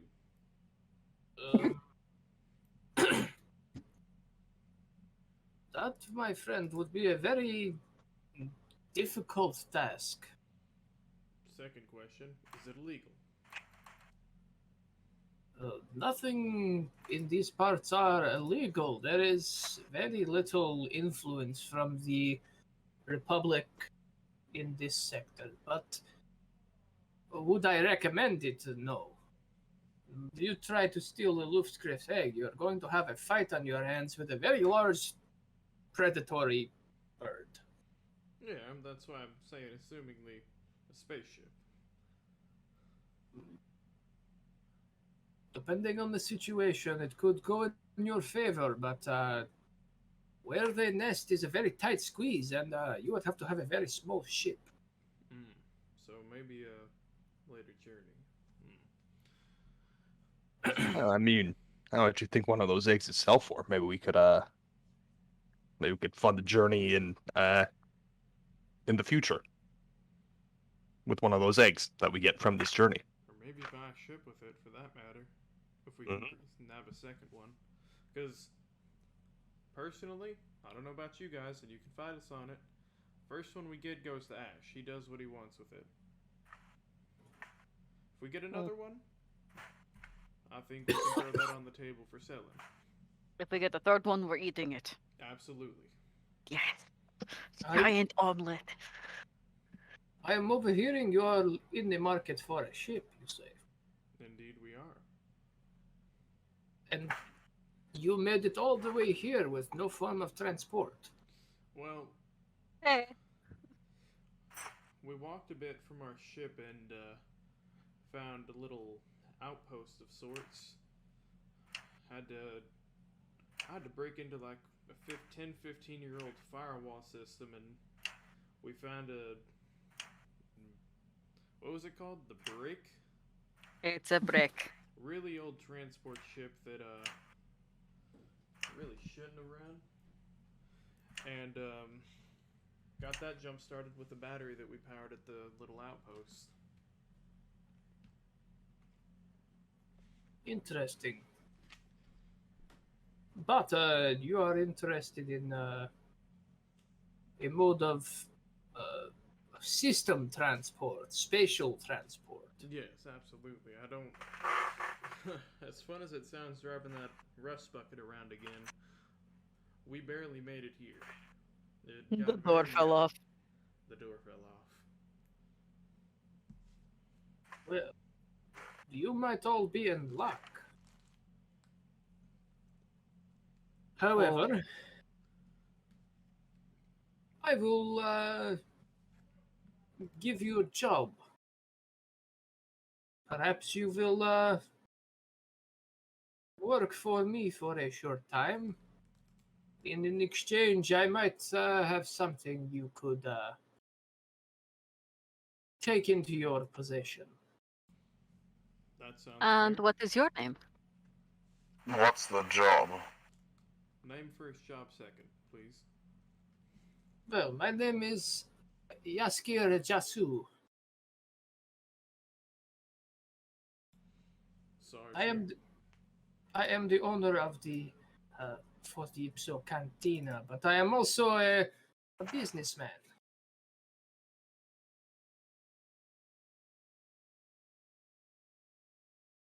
Bailey, is this guy human or? I am currently posting the picture to the reference board. He has a picture. He doesn't. Ooh. He's important. I thought he was Omni Man at first from a different distance. So I'm like, who is this? I was like, oh, Yeah, he is very tall. buff. Just so you guys can see him. Yeah. Yeah, no, I know. I was just like, whoa. There you go. That's what he looks like. Okay. Here, copy link. Oh crap! I put Von Shu instead of Jasu.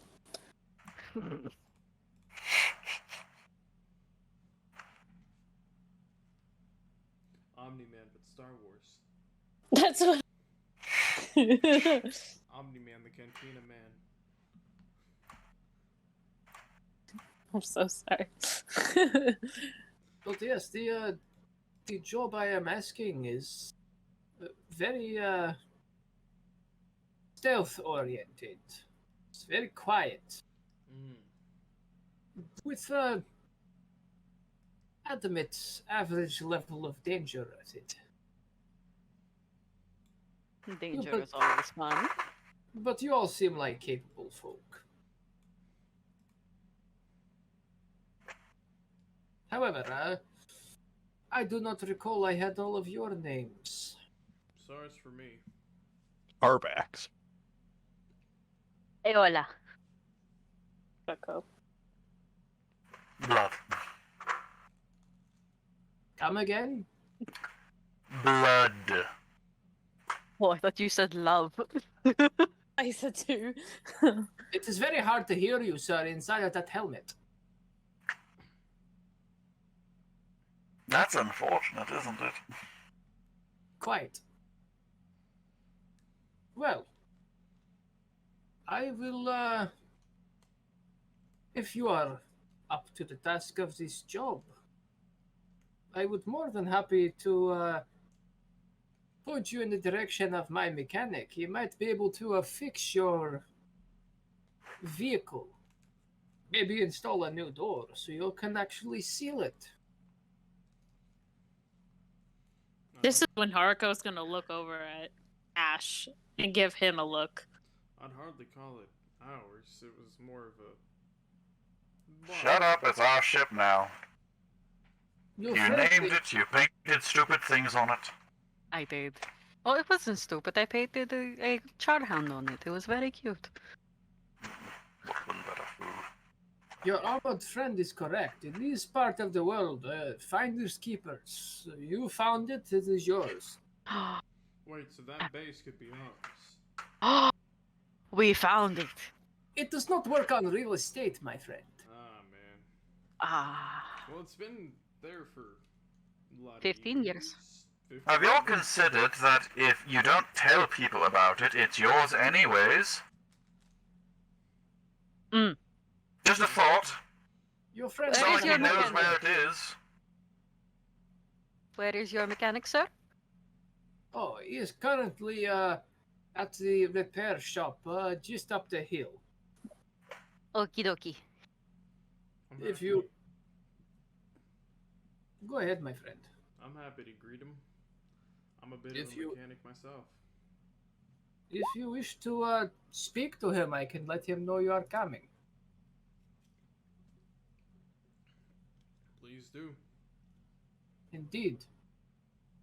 You will be looking for Beefgrode. His name is rather awkward to say, Beefgrode Luvac. But most around here just call him Wrench. Rich, got it. Beef That seems growth to remember. ruvag. Yeah, Beefgrode Luvac. But everyone around here, they like to just refer to him as Wrench. Mm. He may be able to assist you in the acquisition of fixing your vehicle. Once you talk to him, though, I will be able to meet you there and give you more information on this job. Okie dokie. Thank you. Sounds like a plan to me. You are welcome. It is not every day we get no folk rolling through these parts, so it is definitely something I look forward to when I get the chance.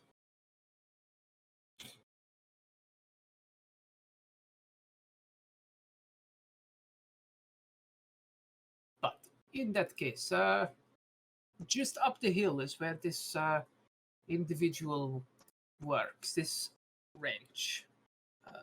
Feel free to finish your drinks, and when you are ready, you can make your way up there. Thanks for all your help. My pleasure. It is common courtesy.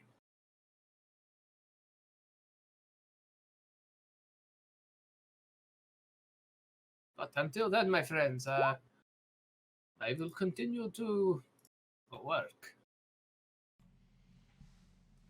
But I guess we'll catch you up there. I guess we will.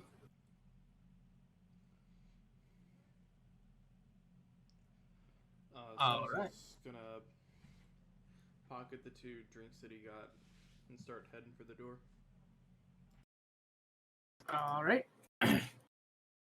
So you go ahead and throw the 2 spice brew bottles into your bag. Ayla's gonna chug the rest of her tea while it's still hot. No problem. All right. So, as you guys one by one finish your drinks, you guys at your own pace can pick up and begin heading for the repair shop. Yee. Is Ash still staring? Yes. She's going to finish her drink, set it down, and then she's gonna like shift her body, like facing you. You know, it's not polite to stare at someone, especially if they're a woman.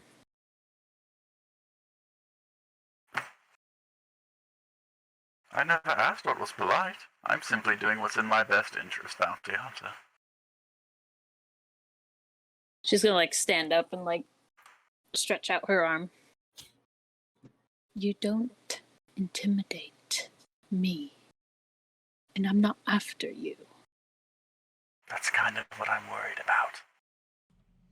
Sars is gonna draw his pistol and just point it at the floor, probably aiming around.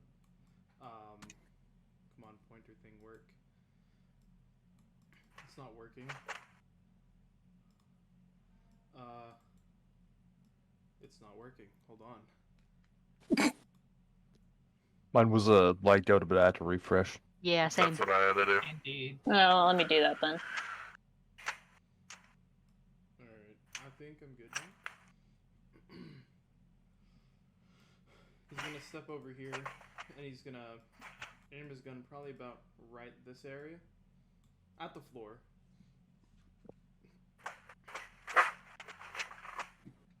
Hey, Arca, was it? Who is it you work for? Or better yet, where do you work normally? Inner Does circle none or of- outer rim? Why do you care? I care because if it ain't round here, then this little bump into each other thing might be more of an issue. I can tell you is that I'm not after you or any of you. That is all you need to know. And plus, if I wanted to kill you, I would have done it in that little shuttle during the accident. Now, You could have tried. I could have. Would have failed.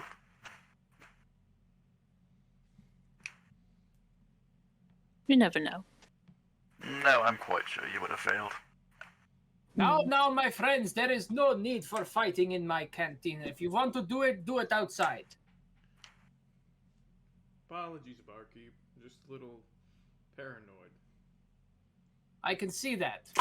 Again, Talk about- take it outside. Yeah. I'm sorry, I just saw him shrink when he said that.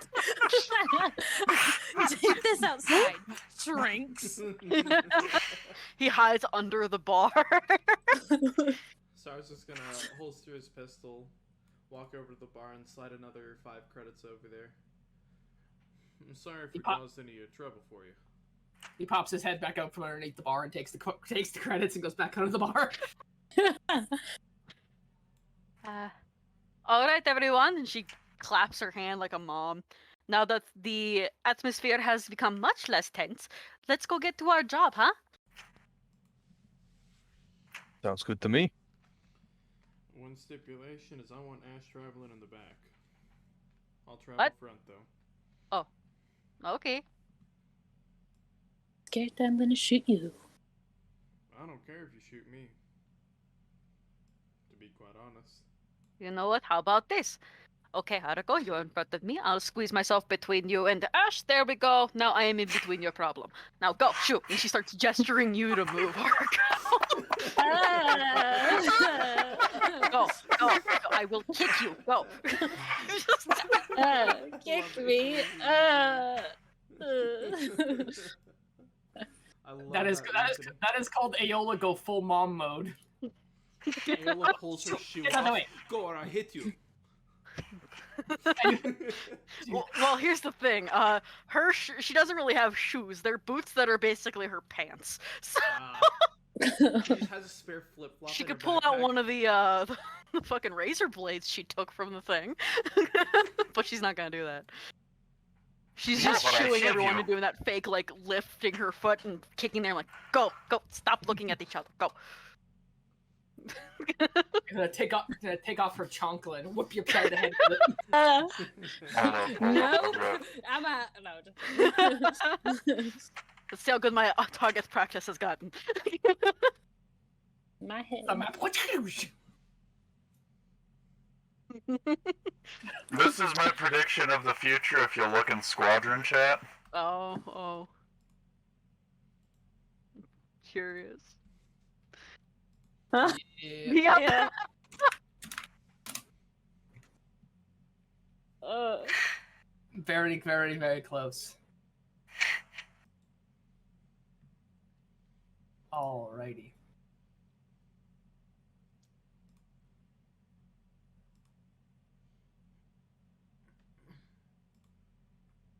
Chancla. La chancla.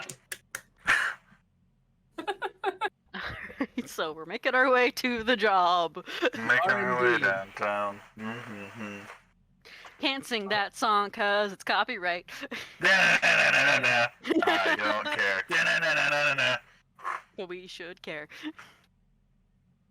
Alright. So, as you guys step out of the cantina and start heading up towards the direction he pointed you, which was the mechanic shop not far from the cantina. You guys begin to head there, and you can see this shop appears to be that of a crashed vessel of some kind that has been retrofitted into a shop. You can see it has the actual main structure itself is housing the is actually what is housing the kind of home area, and there's a large kind of warehouse built on the side of it that currently has a large blast door across the front that is currently closed. However, this is what you guys would assume as the only other building that is currently here, as being the repair shop that they were speaking of.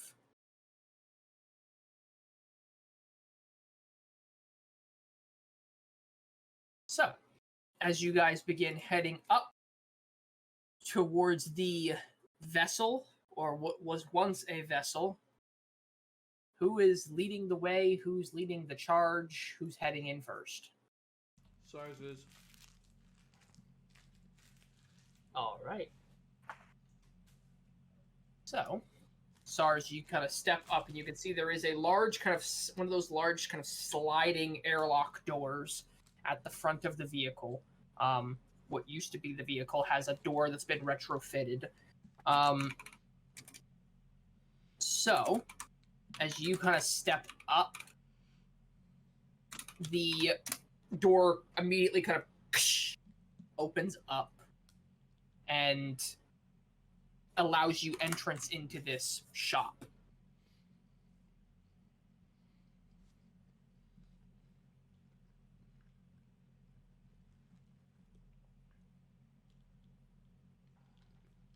Are you heading inside? Mm-hmm. Sorry. All right. Yep. So, as you make your way into the shop, stepping inside, you begin to notice there is a number of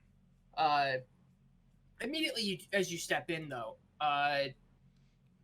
SARS, you are very easily picked up. You very easily pick up on a very specific smell. You pick up on that kind of smell of kind of hot oil, the smell of kind of the burning gas from a welder. So something that very kind of almost sparks that kind of warm feeling inside of you as being something comfortable, as you immediately smell you immediately sense the smells of a workshop. The rest of you guys kind of stepping up at this point.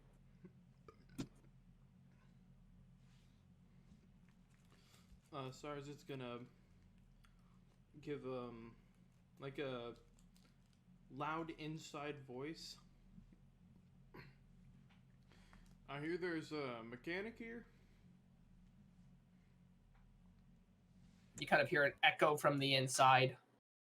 Kind of look inside, and you can see that this interior, which used to be the interior of a ship, appears to be kind of sectioned off into multiple rooms, and you kind of hear your voice echo through the interior of this chamber, and then you kind of hear, as you kind of listen in, go ahead and make a average difficulty perception check. Alrighty. 2 difficulty. Can I carry my advantage over from last perception? You could, because you are the next one to roll. I will do that. Because I can't carry it over to a roll after mine, right? What was that? I couldn't hold it for someone after me right now, could I? No, it has to be the next one. Then I will absolutely be using it. Very well. Go ahead. Here All it right. goes. So, as you are readying yourself, you kind of call out to the inside of this chamber. And as you do, you immediately hear your voice echo, and you don't hear a response that is a voice or anything auditory as a person, but you hear tools kind of clanking, and you hear something loud that is sparking. Probably a fusion cutter of some kind, coming from down deeper into the facility and off to the left hand side in one of the halls to the left. Alright, I think let's all get inside, get warm, cozy. I'm gonna go back there and, see if I can help with whatever he's working on. You know, get friendly with him a little bit.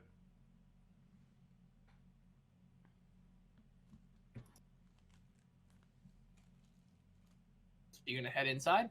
Yeah. He said that to the party. Yeah. The rest of you guys heading inside? Yes. I'll Absolutely. follow It's along. warm in there. So you guys kind of make your way inside. It is very warm in here. Like, immediately you step inside, and those of you, Aola, specifically with the visor, your visor fogs up a little bit. You have to kind of clean it. Oh, but the warm though, it's nice. Yeah, kind of have to put the windshield wipers on and clean off your visor. Am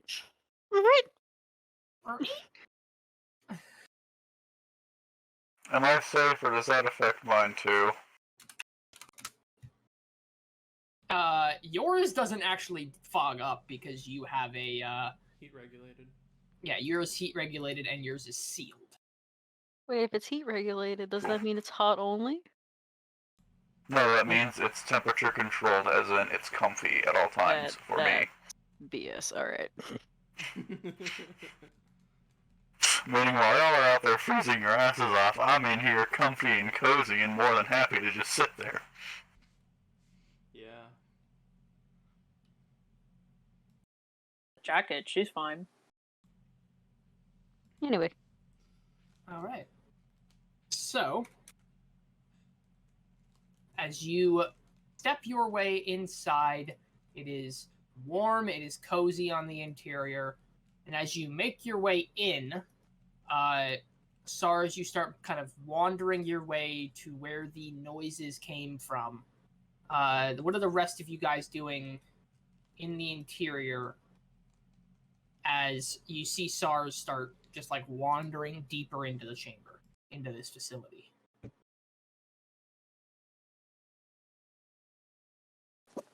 Well, we wouldn't want him to go off on his own too much, so I'll keep pretty close to him. Okay. So as you start making your way, following SARS, the rest of you guys are able to follow if you wish. If after a few moments, or you want to wander the rest of the chamber, SARS, you kind of round the corner and start heading left. You hear more and more of that sparking sound. And as you do, you get to a door, another one of the hydraulic kind of airlock doors opens to the ceiling, and you step in and see a large 3-bayed mechanic shop, a repair shop. You can see shelves of spare parts. You can see the 3 bays. 2 of them are open. One of them currently has a vehicle in it. And you can see a number of tools. You can see a very large computer system that is set up for like diagnostics and things like that of various different ships. You take it this is a mechanic shop. At least this one specifically is more for ground vehicles. However, you do see in the far corner, in the far bay, which would be Bay 1, is where this large vehicle is sitting, and where you see the kind of flashing and sparking of something that is being worked on in that far corner.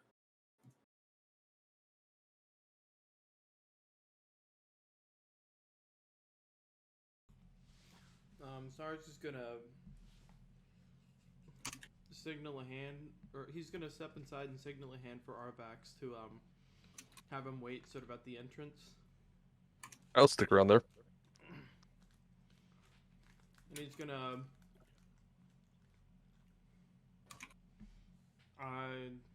gonna pull 2 tools from his belt, like 2 wrenches, and just hit them together twice and then put them back. See if the person working notices. So as you kind of ting, ting, ting, you continue to hear the sparking and the welding of the torch from that vehicle on the far side. Doesn't see, you hear it echo, but whoever is on the other side does not seem to hear what is currently going on. Alright, then Sar's just gonna walk over there and try and get into a line of sight of this person.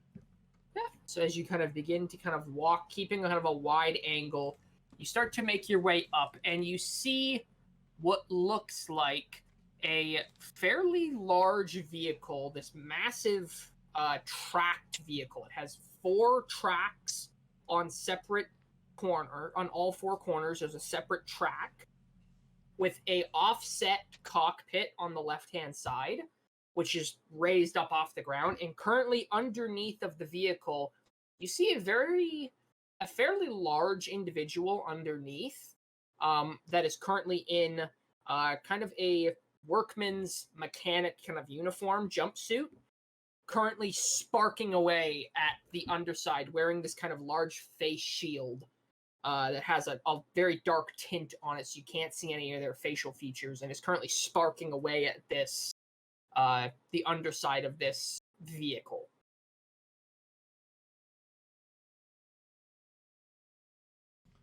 Is the guy under there able to see him? Currently, no.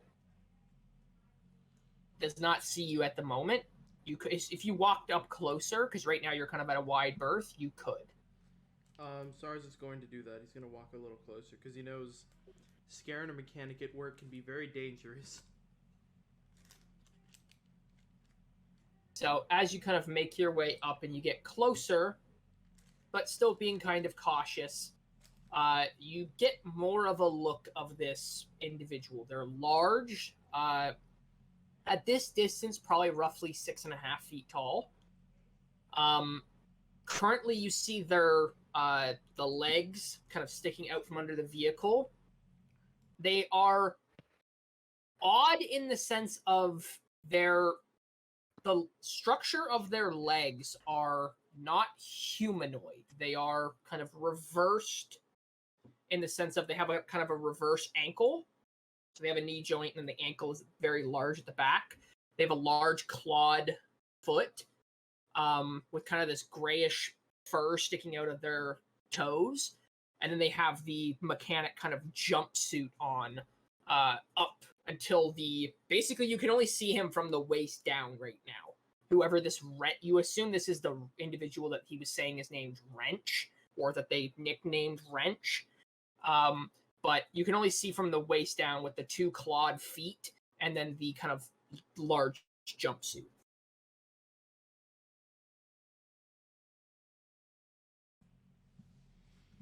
He's gonna give a louder, almost a yell to him. Hey, are you Wrench? See the sparks stop and kind of leans a little bit. Still has the shield down on his helmet.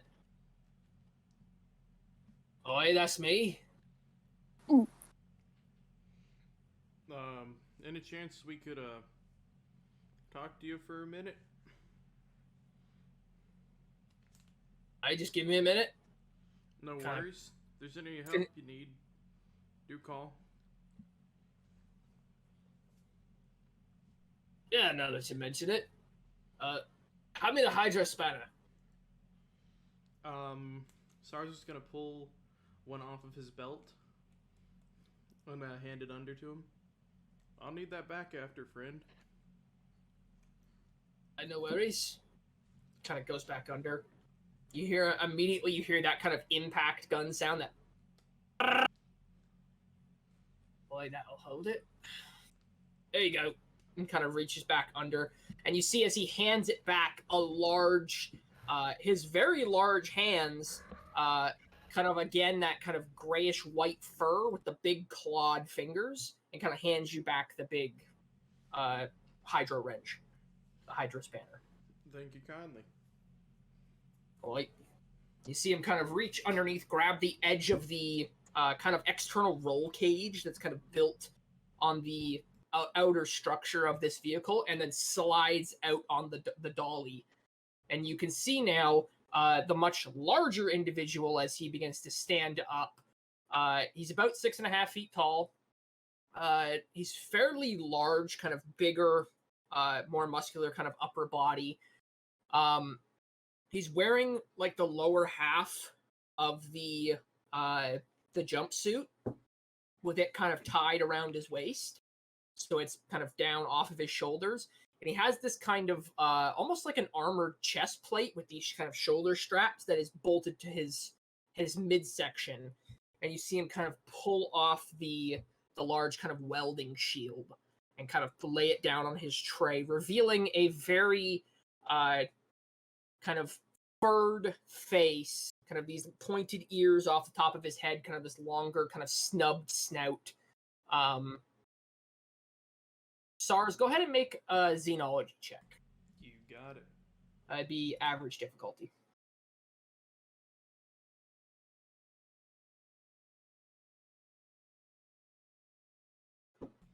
Hey, because I'm next roll and I had advantage on the last. You can pass it. one. That's part of it. You can pass it. It's I'm like being a passing down bard. again. Just giving yourself inspiration. Inspiration. I want to inspire myself again. Yeah. All right. Arvax. Difficulty again. Yeah, 2 difficulty Word.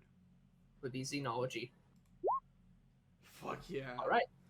Arvax, at this point, you do hear more of like a friendly conversation, so you realize that everything's kind of all right at this point as you're standing off by the door. Yeah, I'll step on in and just make myself known. Not So as you kind of step in, SARS kind of looking up at the individual standing kind of much taller than you and much larger than you, you realize the species of this individual, who is this mechanic that you were kind of pointed in the direction of, would be a Shistavanin.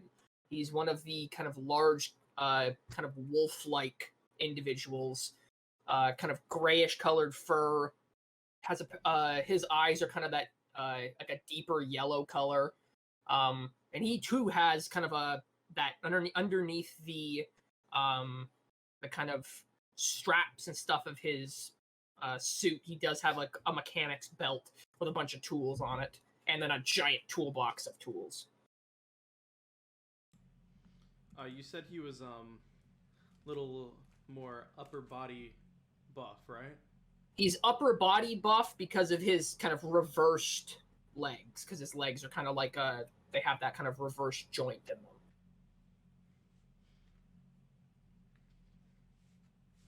I like to see it. Another buff mechanic. SARS is gonna outstretch a hand.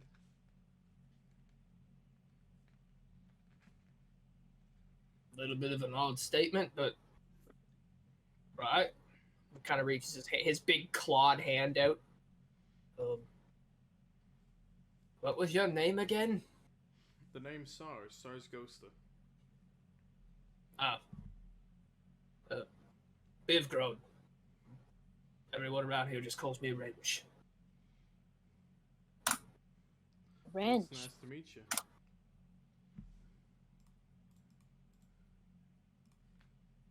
And those of you that wish to see what he looks like, his picture's an art reference. Yes, please.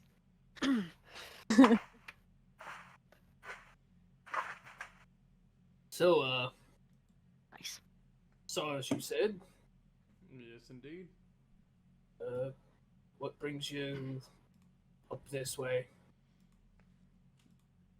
Well, the barkeep down in the cantina was talking about a job or something. And, led us this way. So I need meet us here. Also mentioned something about fixing fixing our little transport buggy. Kind of a rust bucket. All right. I could definitely take a look at it. You know what model or make it is? I wish. I wish I knew mechanics from back then. It's like, I think the last time it was started for me and my group ended up cleaning it up, patching it up and whatnot, and actually putting a battery in there. I think it was 15 years before it was last used. An old one. Well, to be honest, some of the older ships, even ground transports, are tough old beasts. They'll keep trucking. Oh, absolutely. But you see him kind of look over your look like past you as he sees Arvax kind of coming around the corner. Greetings. Aeola's gonna follow behind him. So does Haruko. You guys start Oh, out of the filing. woodwork. Yeah, you all just start like you guys realize it's all okay, and you just start filing into the mechanic. Now.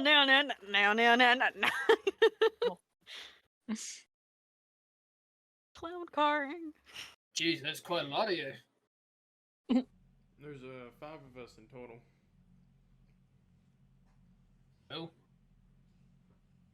Guess the friendly face is never really turned away. Especially in these parts, we don't get very many visitors. Say, what would be your thoughts on us potentially grabbing an egg from one of those big birds? I'm just curious of your thoughts, personally. The Luftgriffs? Yeah. I'd stay away from him if I were you. Got it. He gives sort of that mischievous nod you get from like a little kid that acknowledges your advice, listens to it, understands that it's good advice, but probably is going to choose to ignore it. Let me just point it out. Those creatures, one of them alerts, the rest of the flock is going to come running. Gotcha. So that would be maybe a 2-person mission, small spaceship, say size of an A-wing or something. Grab the egg and go. Not particularly.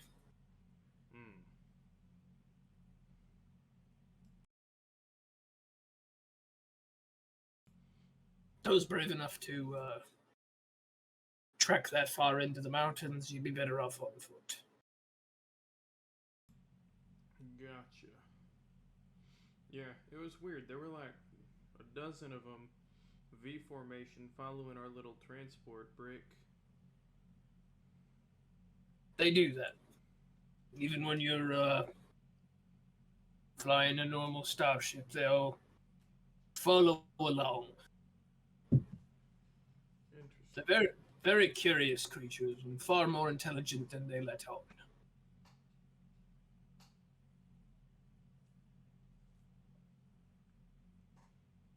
Well, that's good to know. Well, might be better off just buying one then. Probably. But, you said, Yaskir sent you up here for some kind of job, correct? Indeed. Alright. I'm sure he'll be along shortly, but, we've been in talks for a little while. How good are you all at stealth missions? Haruko has like this sinister grin on her face. Very good. Not the greatest, but I can manage. I can't say I'm the stealthiest. I'd be better off helping you here with whatever job you're working on right now.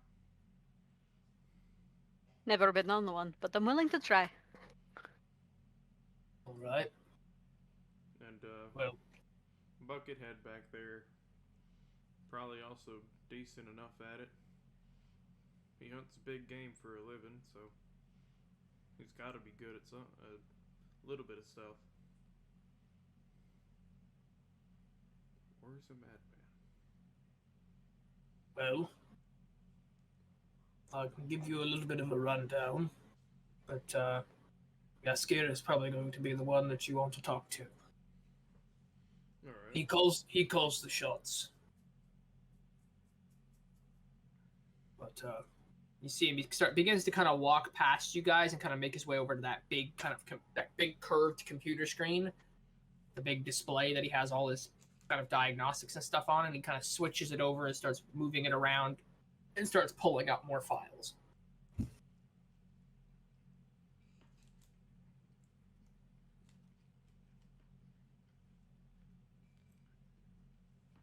All right. So the idea of the job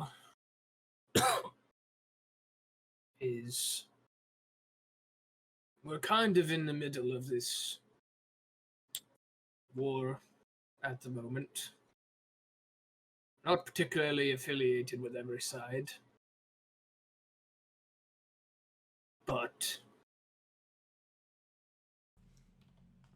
those of you that are just out of curiosity, how many of you are pro-Republic? I don't care. I don't like the Outer Rim. I don't like the Republic. I don't like, what are they called? The Confederacy of something?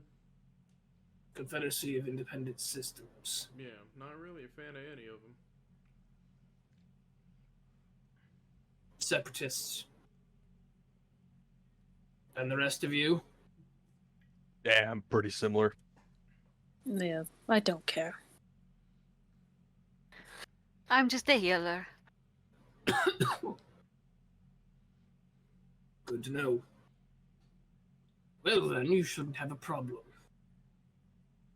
Because the item of which is importance for this mission is intelligence. Counterintelligence, to be specific.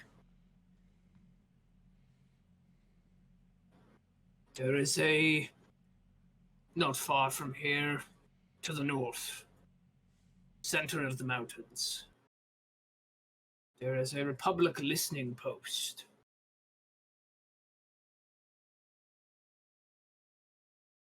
We're looking to silently sneak in and recover communications intelligence on surrounding systems.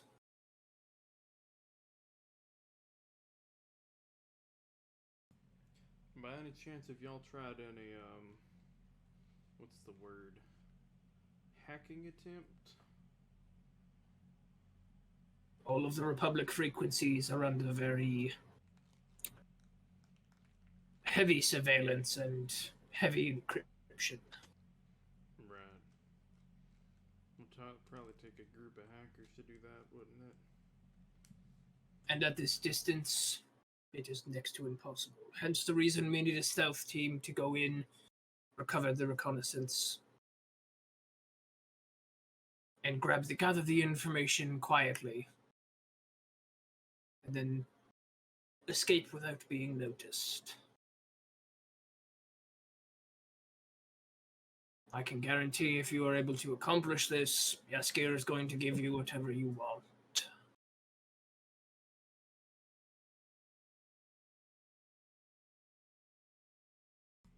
Our biggest, I guess, want at the moment is some sort of starship. Whether that be something small that fits just 5 people or something that's enough to also carry along the little rust bucket we got, I think would be fine with anything. They may have something to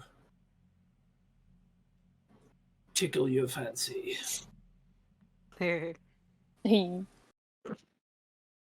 But first, you're going to have to complete the job. That doesn't sound like an issue. That's good to hear.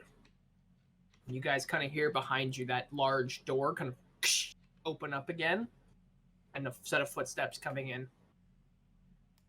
I can see you have introduced yourself. Wrench, have you given them the rundown of the mission? I have. Very good. Well, do you all think this is a job you can complete with post haste? I think we may need a couple minutes to prep, get a little plan or whatever. Do you have any kind of base layout or something that we could follow, or is that something we might be better getting off maybe from their systems or something? Well, you see me kind of walks over to the computer system, leans down, pulls like what looks like a flash drive out of the computer, and kind of twirls it in his fingers. With this, you will not require anything. But the security clearance on this drive is only good for 24 hours. Right. So, I need to know now if you are all in or you are all out. Can I ask I'm one in. question? Ask it. What kind of I know there's a lot of security. What kind of firepower are they packing in case we run into any trouble? Is there a public outpost? There will be laser turrets, a number of clone troopers, and possibly some heavy artillery as well. I have not been.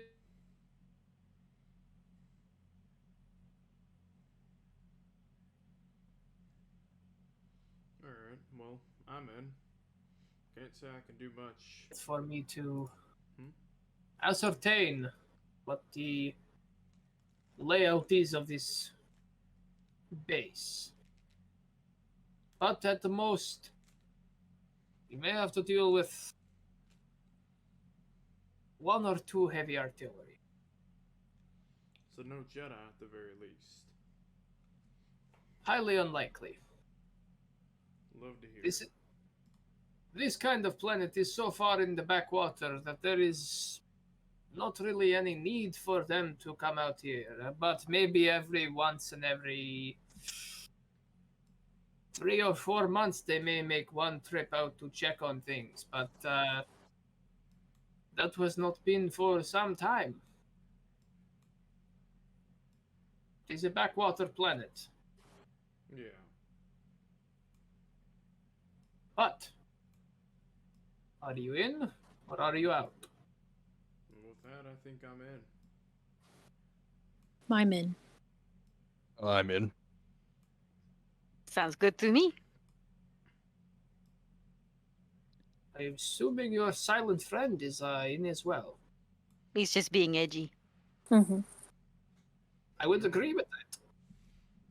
I think Horny's one to talk about edgy. It's gonna give you the dirtiest look ever. I have No. a name. Well, here, if this is something you wish to do, here you go. He kind of puts his hand over the monitor, and kind of has in his fingers, he has the small stick, the clearance drive.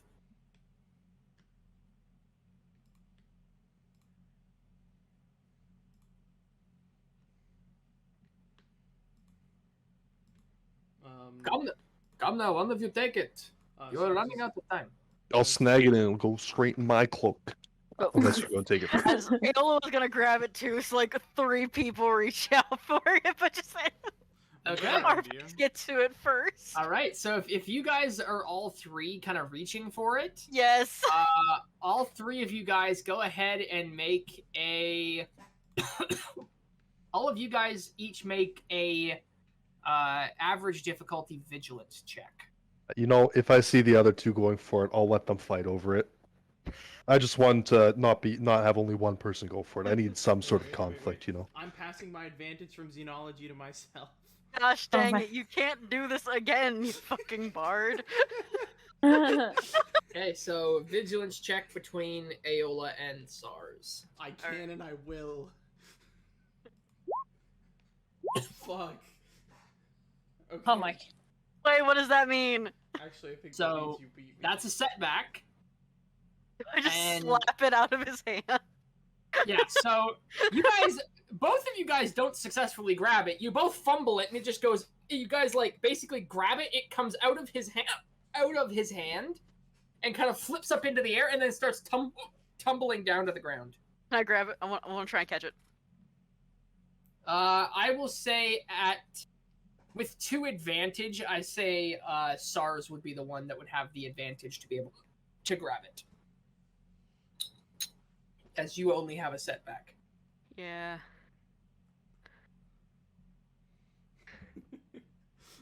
SARS is going to do so. He's gonna grab it. Alright, sorry. Dang it. I wanted it. I mean, you can hold it. But I think if we're gonna be giving it... I think the best bet is to have 1 or 2 on the outside trying to get some sort of surveillance. No, I was going to give it to you anyway. I just wanted to see if I could grab it first. Oh, fair enough. But I think we give it to the ones who know how to stealth a little bit. Mm. Otherwise, this becomes somewhat of a suicide mission. Or at the very least, not all of us are going to make it out of there.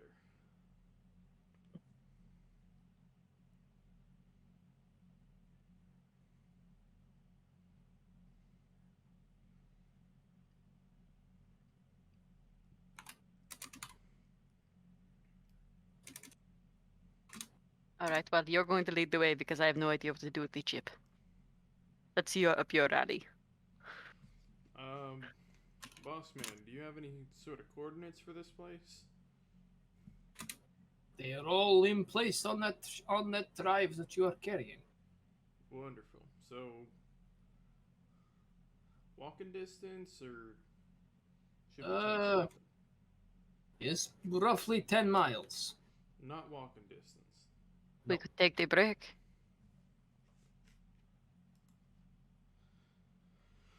Or maybe not from that silence. Alright, hint taken. That's- No, I was thinking we could take the break. I'd prefer to get a door on there first.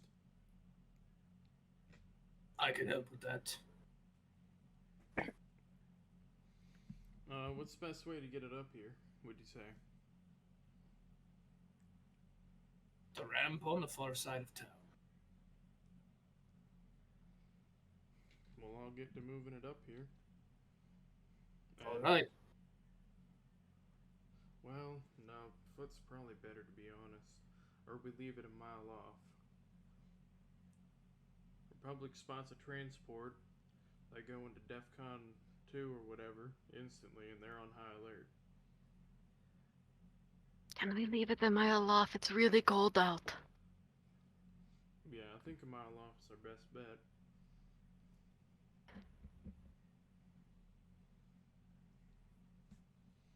Very well. So, I will leave you to it, and I will return to the cantina. When you are done the job, you can bring me the intelligence to my place of business. Sounds like a plan, my friend. Very well. And good luck, my friends.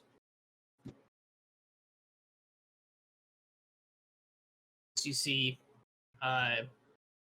Yaskir kind of turn and start heading back out of the chamber, leaving you there with Wrench.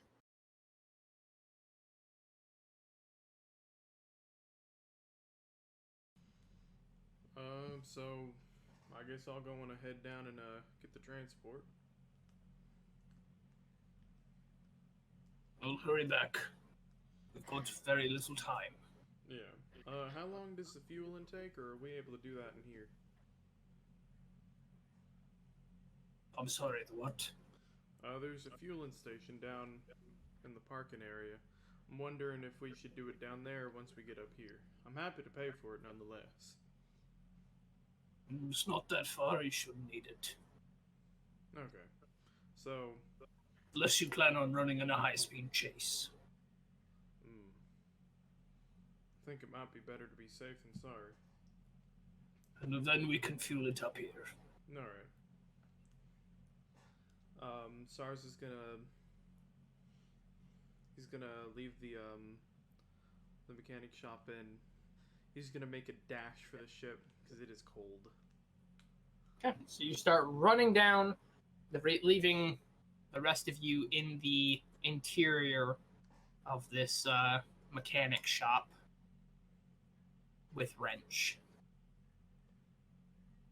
So, what do the rest of you guys wish to do over the next 10-15 minutes that it takes him to go and grab the vehicle? Anything you guys need to prep for the mission, or questions you need to ask, you might as well do it now.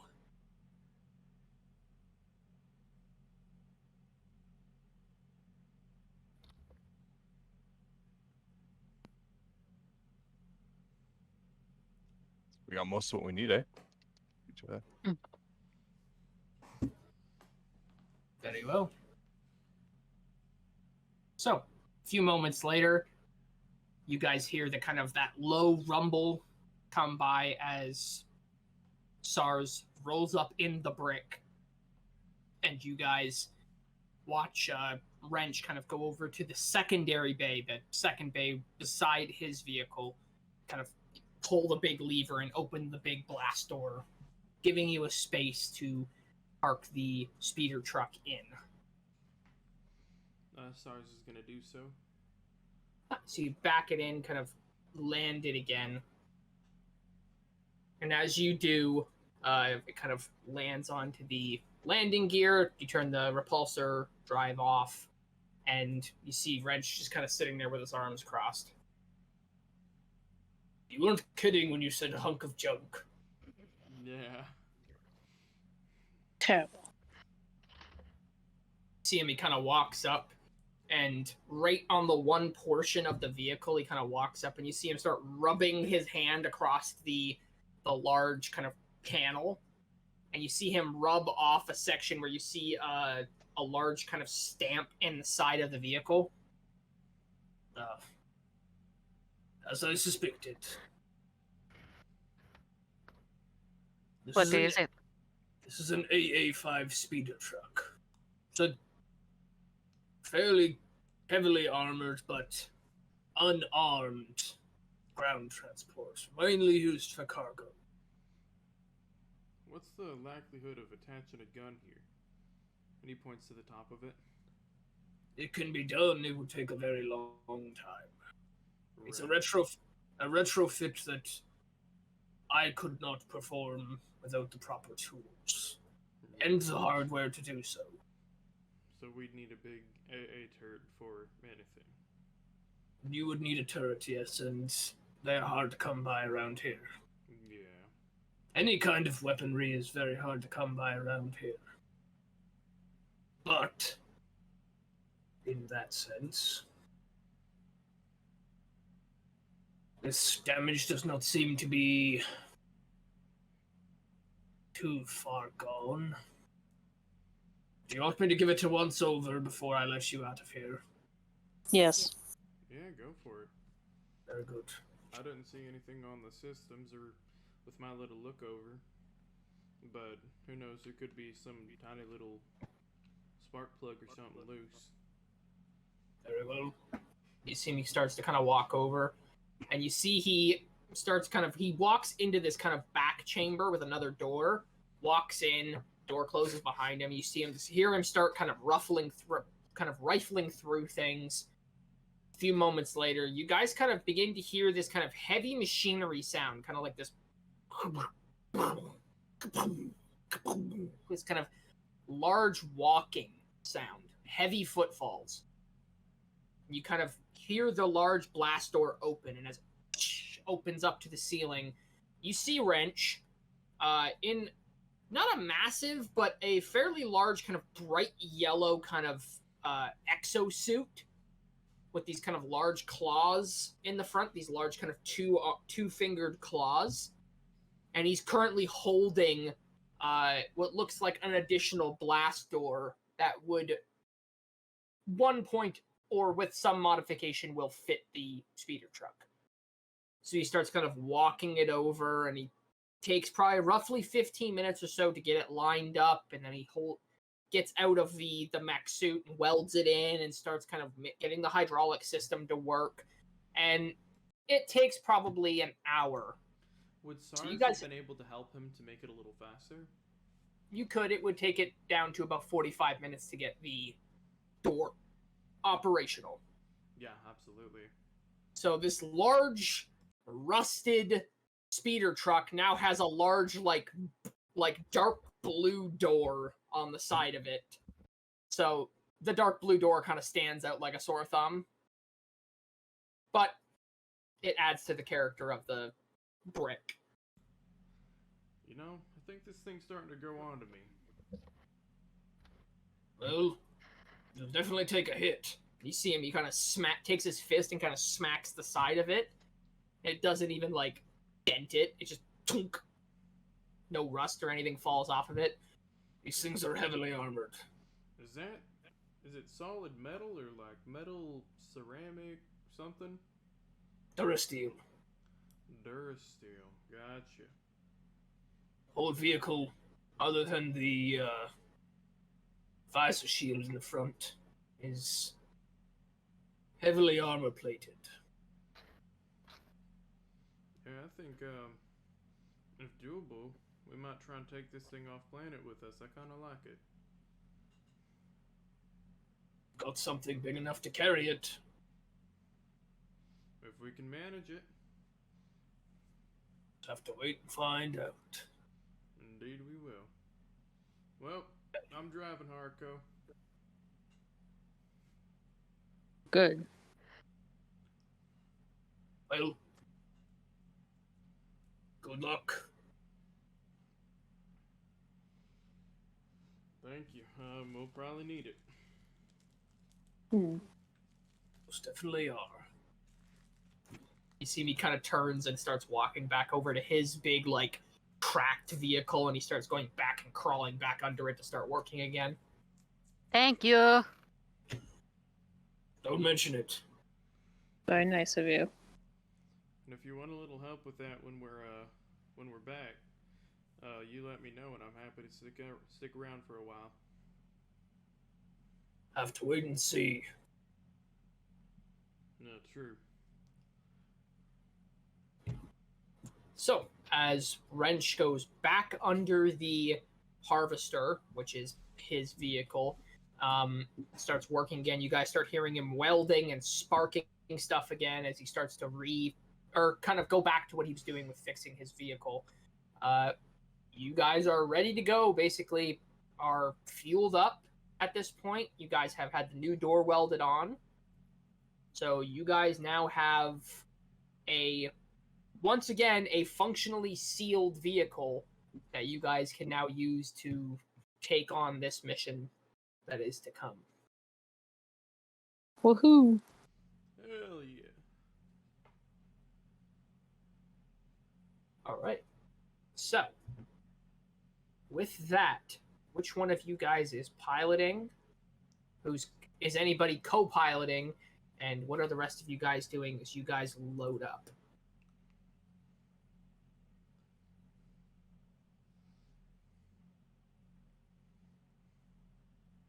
I think Star says he was piloting. Yeah. So SARS is piloting. Who's the co-pilot? I'll co-pilot for this one. Arvax, you take the co-pilot seat.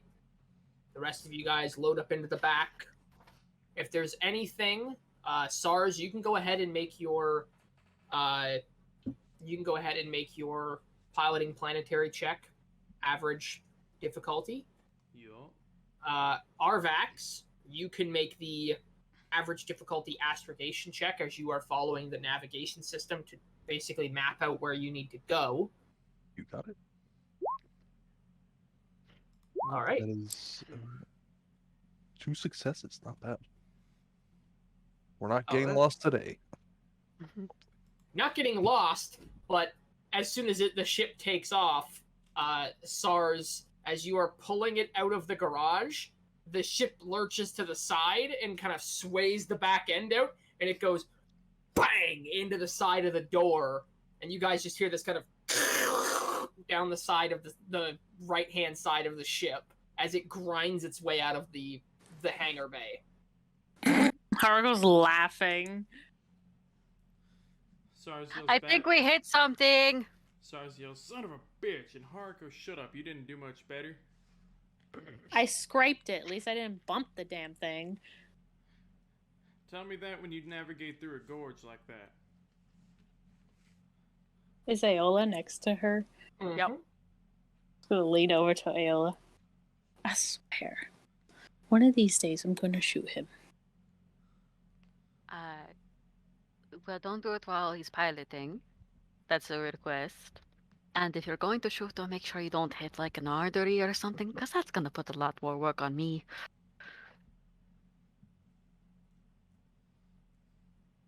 She doesn't know how to respond to that. So, like, if you're going to shoot them somewhere it's like not vital and not going to cause a lot of blood loss. Like the laser is it'll just melt the skin around it, correct?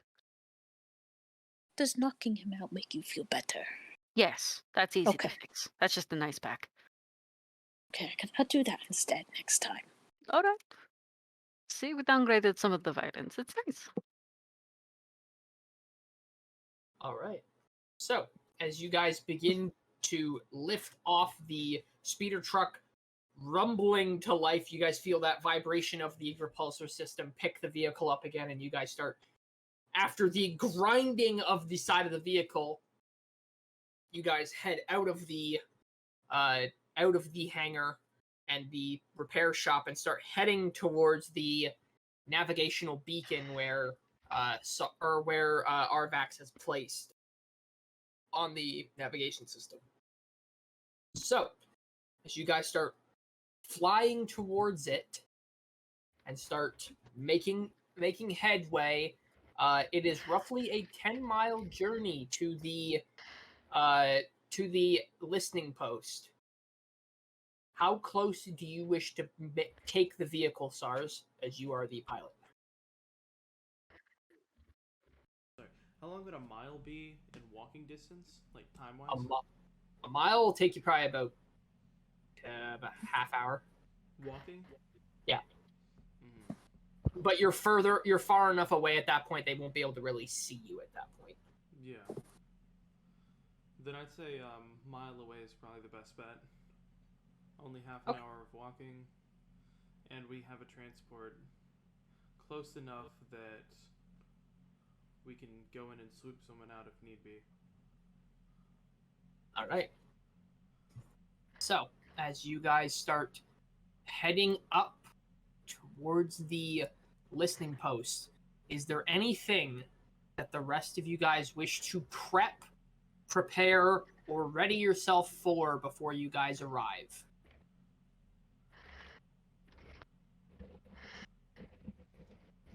I think SARS he's gonna wear his rifle on its strap now, rather than leaving it in the back. Yeah, on the sling. Yeah, the sling. All right. Aola's gonna prep her pistol. Okay. I think Haruko's gonna prep her weapon as well. So you prepping the pistol? You prepping the new blaster rifle? Hold on, wait. I have like a couple different things. I gotta find which one it is. How many guns? I've got like 3. So I was just gonna call over the comm system.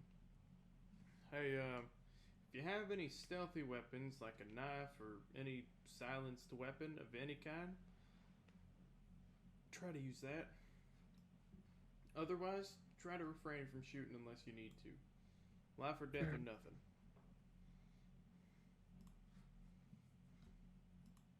She always keeps her vibro knife on her, so she's gonna bring that, and then she's gonna take her blaster pistol. Okay. He's gonna call on one more time.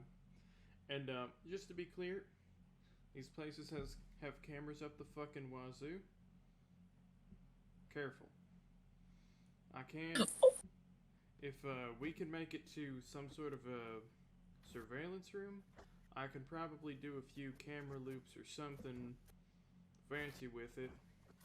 Make it so that you can just walk through the halls all willy-nilly, but till then, don't even think about walking in front of a camera. We're gonna take her knife, her blaster pistol, and then she's gonna take that grenade stun thingy that can like stun like electric stuff and also creatures. Oh, the ion grenade. Yes. Okay. Alrighty. So, as you guys pull up, Arvax, is there anything else that you need to prep, or are you ready to go? I think I'm good. We'll just make sure my guns are, hidden away as well as possible in my cloak. All right. So, yep.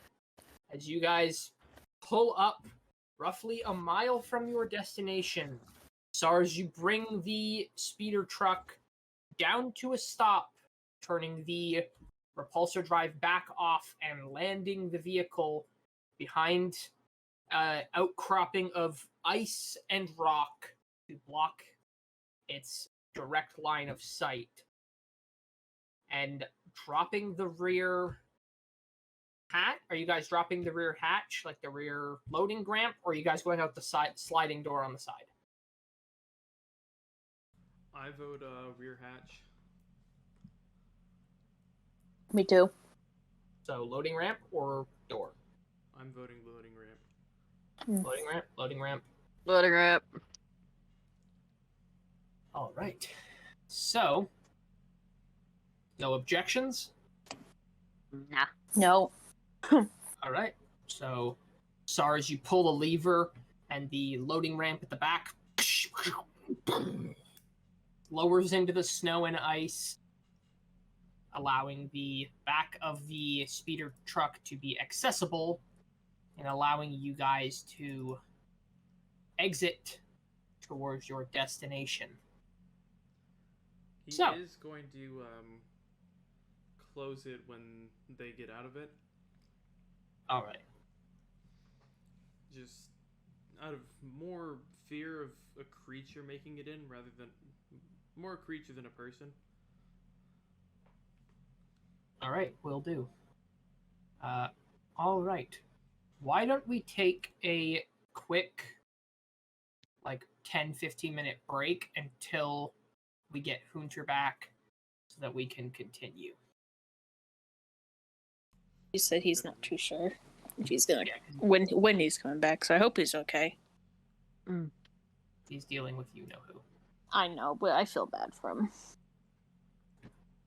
I mean, worst case, this isn't a bad stopping point. Like, if worst comes to worst. Because we really would need him for this. If for some whatever reason we keep this section of what we're talking about in, he's dealing with you-know-who, please just pop up an image of Voldemort on the screen with, a dad mustache. All right. To reference anything, what is the marching order? Rico and Ash. Okay, so- Sarskos is gonna take a lead because I'm assuming SARS and Ash are going to be up near the front.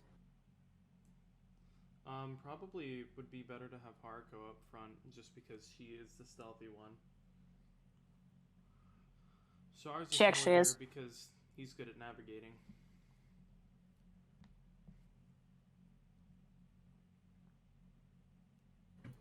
Right, so SARS, Haraco, Ash, Aola, Arvax, where do you want to be?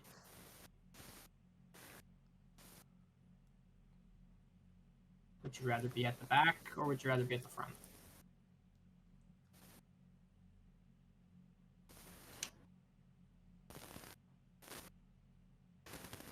Oh Arvax? god, who's like staticking? Oh, sorry, my mic is muted. I'll be toward the back. Okay. So, SARS, Haraco, SARS, Haraco, Aola, Ash, Arvax. Alright. Sound good? Yep.